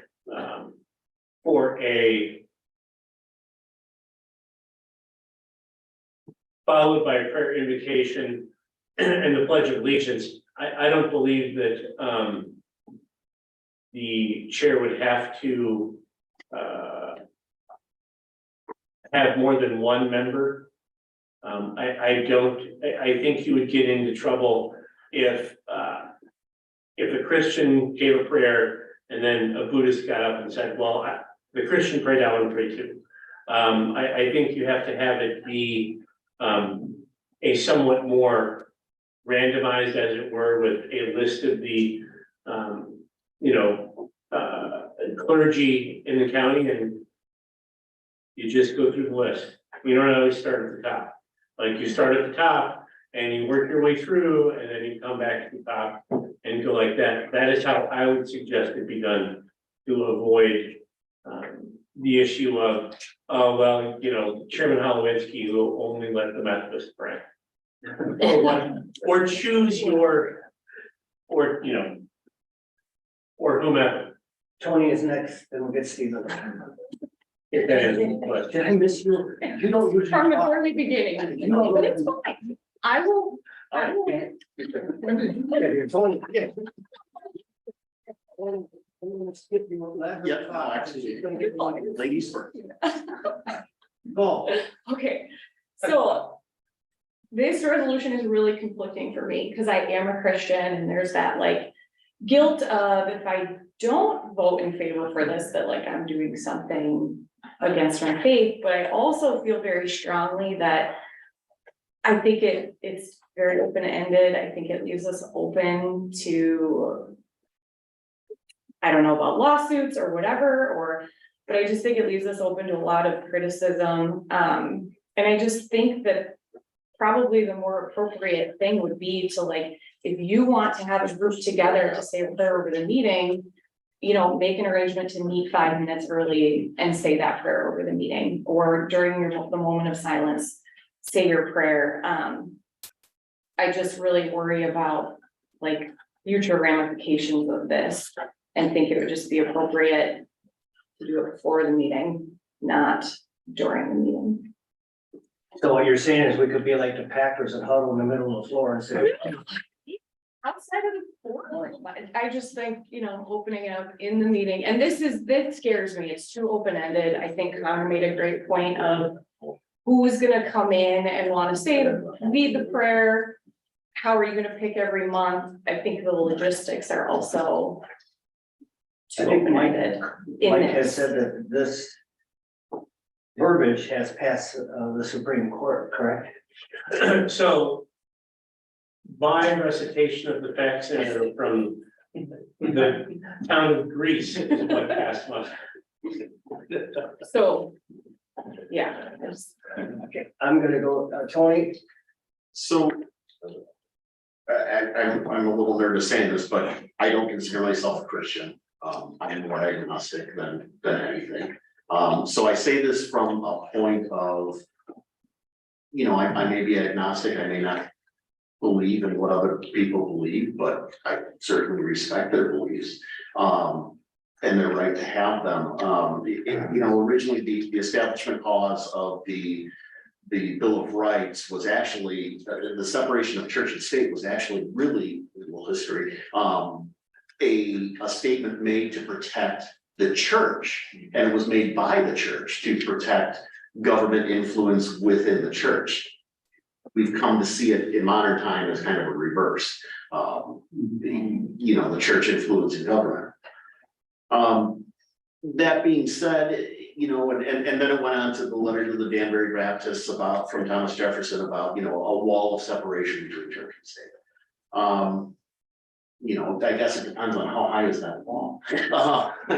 But, you know, that being said, I don't think that anybody's God or anybody's savior is going to look at something and say, well, you know, those prayers don't count because you did it before the meeting instead of 2 minutes after the meeting started. So I guess I would propose that maybe those are things that are better left for a pre-meeting, or could simply be covered by a moment of silence or an extended moment of silence or whatever you want. That being said, as I've said, I'm agnostic. I don't consider myself a Christian. You know, that sort of stuff.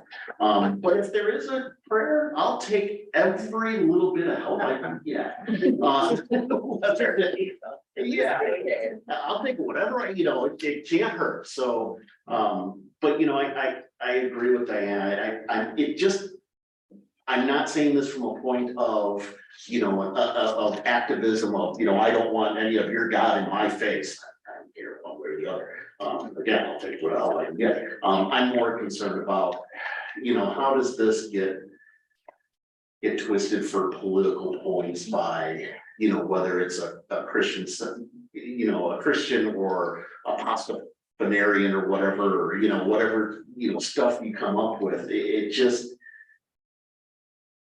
I don't want to see government turned into a circus. And that's what worries me a little bit about this. So. Let me tell you, politically, my town is almost all Catholics. I'm a Lutheran. But that's the Catholic land, so, you know.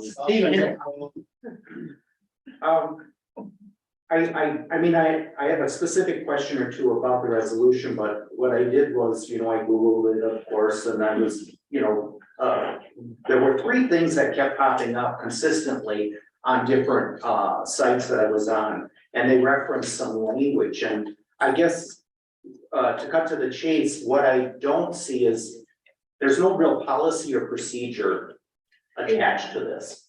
And you're making recommendations, but none of that's in here, right? So we should really, you know, either include something with it, an appendix or draft it into this. So we know that this is what we can expect. This is what our constituents can expect if we're going to vote on this.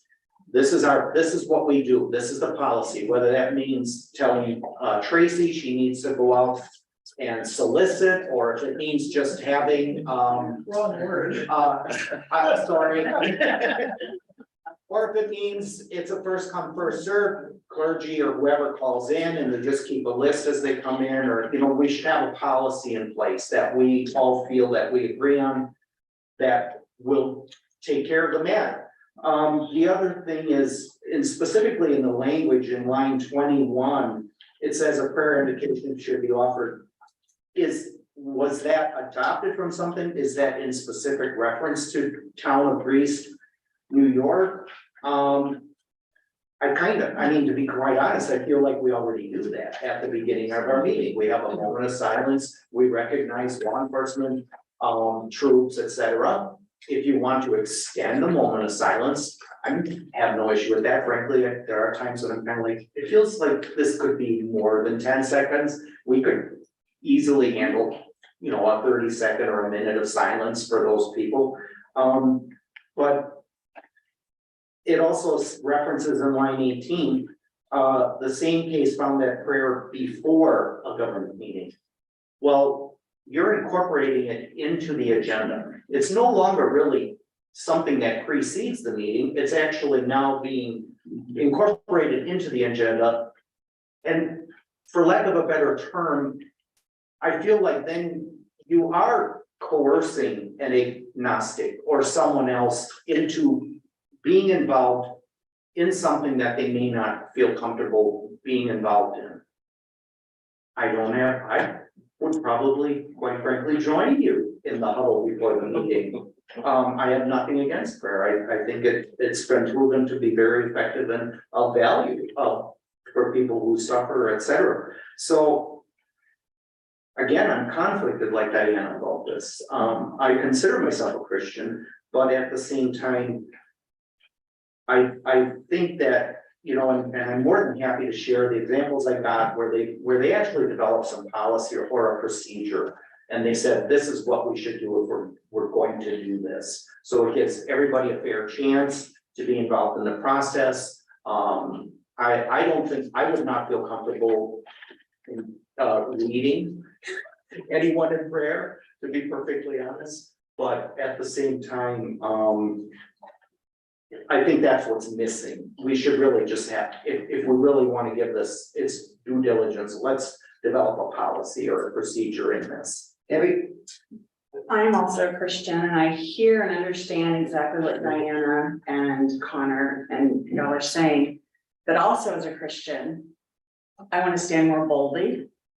And that is sometimes very difficult to do. And as what you said, you wouldn't want to lead. I don't feel comfortable leading either, but we have all sinned and fall short of the glory. So every one of us here is just as qualified as the next person. And I just wanted to put in those 2 cents right there. Renee? This is very personal and it's uncomfortable talking about very personal things publicly. But I believe very strongly in the power of prayer, and I do know that other board members have mentioned their number 1 teacher was Jesus Christ. And in the book of Matthew, chapter 6, he specifically says, when you pray, do not pray publicly like the hypocrites do. Go into your room and pray quietly. Now, I can't think of a better teacher instructing us on how to pray than Jesus Christ, but then that's my belief set. I mean, if you want to take other books of the Bible as examples, it also teaches us that we should not put stumbling blocks in front of other people. So if somebody is not a Christian, or if they're an atheist or a Buddhist or whatever, let's not make life more difficult for them. That's not being loving as a Christian. So on nothing but biblical reference, I would be opposed to the way this motion is written, just because it goes against that belief system. But if we could do something beforehand or extend the moment of silence, I would be all for that, because that would be non-offensive to anyone. Anybody could put in that moment of silence what their beliefs were. I'll vote. I know, I think it's me listening here, it might be to send this back to Jim and have him bring it back with more detail on how it's gonna work. What do you think, Mike? I mean, Yeah, I think so. I just wonder, all your points are awesome. I was gonna get money Yeah, out of it it. says in God we trust. This is America, right? So I understand that this was never to throw anybody down their throat. And I do read the Bible a lot. It doesn't make me any better than anybody in here. I'm telling you that Matthew did say that, but our founders in other places in the Bible, he wants us to pray to people. And that's all we're doing. And that's why I would recommend changing this thing if I had more time. And I didn't. I talked to Mike and I didn't have time to do it, but it's 5 to 10 seconds. So if Linnea wants to pray, there's not going to be a lot of time. Heavenly Father, give us wisdom and discernment for these men and women at this table. We ask this in Jesus Christ's name in 4 seconds. Does anybody have a different God to pray for? Steve says, yep, I'm a different God, and he prays to Allah. That should be America. You should be able to do that if you're a Satanist. That's what Mike was a little nervous about, because it hasn't been tested. But I don't know, he's saying it's unconstitutional. I agree with Stephen, we should have a better policy. I don't see the word clergy in you. Last time I read it, it talked about that clergy person. I didn't like that because Debbie might bring her clergy and then he brings his clergy in. I just wanted it with these 21 people, and it sounds like a lot of us are Christians.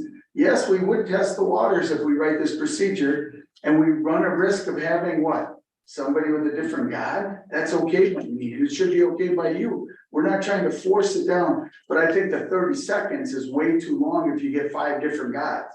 I think we should ask people, and it will be quick in Rhinelander, Wisconsin. And I think you do run a risk, but I think when we all die, we will know, we'll have perfect theology instantly. And I'm putting my faith in God and saying he'll never be mad at me for doing this. Jim? Yeah, I just want to clarify a few things. Stephen, you brought up that, on line number 18, line 18 and 19 refer back to the previous line 15. So if you look at line 18, it says, whereas that same case found that prayer, that refers back to something previous. So I just wanted to point that out. The other thing is that at the order of business on line 40 says, calls to order at the appointed hour for the meeting, chair shall call the board to order, requesting that the members rise for a brief moment of silence, followed by a prayer, invocation, and a pledge of allegiance. That's all before the meeting. I was intending for this to be that when Scott Halwinski calls the meeting to order, he either says, Stephen, would you like to offer a prayer? Or Jim, would you like to offer a prayer? Or Billy, would you like to offer a prayer? And if not, then we have a moment of silence. We have just a moment of silence. So he could pre-order that, or at order of silence, and he says, who would like to offer a prayer? Somebody can raise their hand. And then after that moment of silence, quick prayers offered, pledge allegiance, and off we go. And I don't think there's anything wrong constitutionally with that. Mike, but you'll have to. Tony? So as the apparent token, I'm Christian. I'll tell you, I don't claim to speak for any other agnostic or atheist or any other. You know, normally when we do the Pledge of Allegiance, I don't say under God. That's just, and that's fine. And I'm perfectly fine with people who do. I may rankle a little bit when I hear, you know, in Jesus' name, but you know what? That's okay. So I think, you know, part of this too is being mature about, you know, what your religion is and what you believe in. And, you know, somebody as an agnostic who isn't a Christian, if somebody wants to offer a Christian prayer, that's fine. I can certainly stand there and bow my head and think about that I have to do laundry when I get home, or, you know, repair work, change my power. Feed the dogs. Yeah, feed the dogs. So I'm against war, so I don't like the prayer of silence. yeah, so it's just one of those things where. We've been here a long time, we're losing people, pretty soon we won't have enough to vote on this. But my point is that I think it's if we're all adults and mature about what our beliefs are, you participate or you don't. It doesn't have to be a big deal. Okay. Ted, I don't know why there has to be a public prayer. If you're gonna call for a moment of silence and for those that wish, you say a personal prayer and then go on with the rest of it. I don't think we need to call an minister to do this.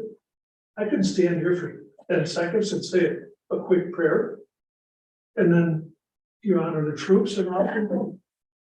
So I'm in favor of setting this back. I'll make a motion to retracted or put a policy together with this and Send it back to. send it back to Jim, we bring back. So it's more described out, timeframes, You know, yeah, we'll have to vote on it, yeah. Turn it back in July. Of 1 year. so your motion is to send back to Jim Winkler and bring back at the August meeting. Yeah, Is the motion, because I think it's really important to be able to do it like. write some policy into it. Can you? Okay, there's a motion, is there a second? Debbie second, any further discussion on the motion? Are we tabling? Because if we're tabling, we don't discuss it anymore. Right. Okay. Was the motion to bring it back in The August? motion was to bring it back in August. Then that's not a table. That's. Well, it's postponed until the date. You actually didn't use it. Postponed until the date. You just said, motion by Roche to send resolution back to Supervisor Winkler and bring back to the August meeting. Right. He didn't. use With the the law. policy. More detailed policy on time. Okay, so not debatable can be amended. Fixed. So so the motion is correct. The motion to bring it back in August was seconded. Yes. And then you take a vote. That is not debatable. All right, we'll call the roll. Jensen, Aye. Reed, Agreed. Creed. Aye. Roche, Aye. We've been. no means we gotta vote. Guidelines committees here, Condado. Aye. Briggs, Aye. Winkler, No, I think it's been quite short. Newman, Joe. Rio, Aye. Joe Walter, Aye. Schreier, Aye. Paul McKinder. Who's absent? Dorgo. Aye. Timmons. Cushing. Schultz, Aye. Garrett. No. Rowlinski, Aye. 12 aye, 3 noes, and 6 absent.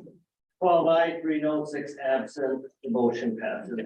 Next meeting date will be August 15, 2023 at 9:30 AM. And with that, we'll adjourn the meeting. What's that? Appointment to committees, commissions. Okay. So that wasn't clear.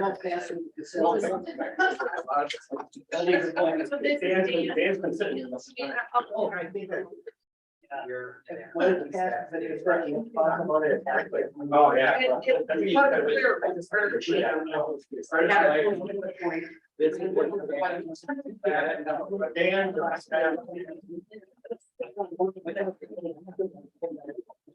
That was fun.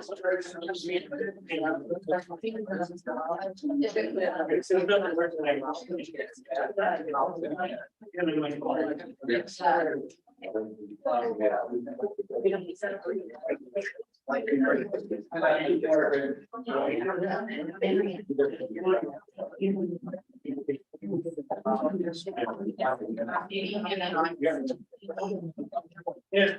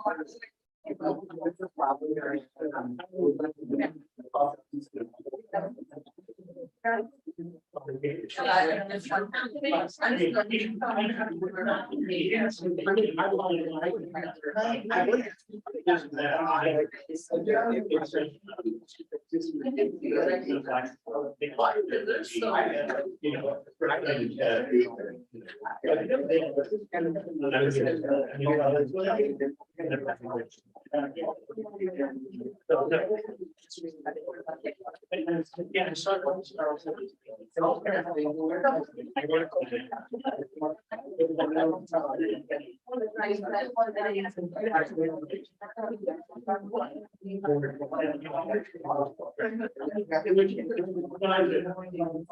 can't allow it.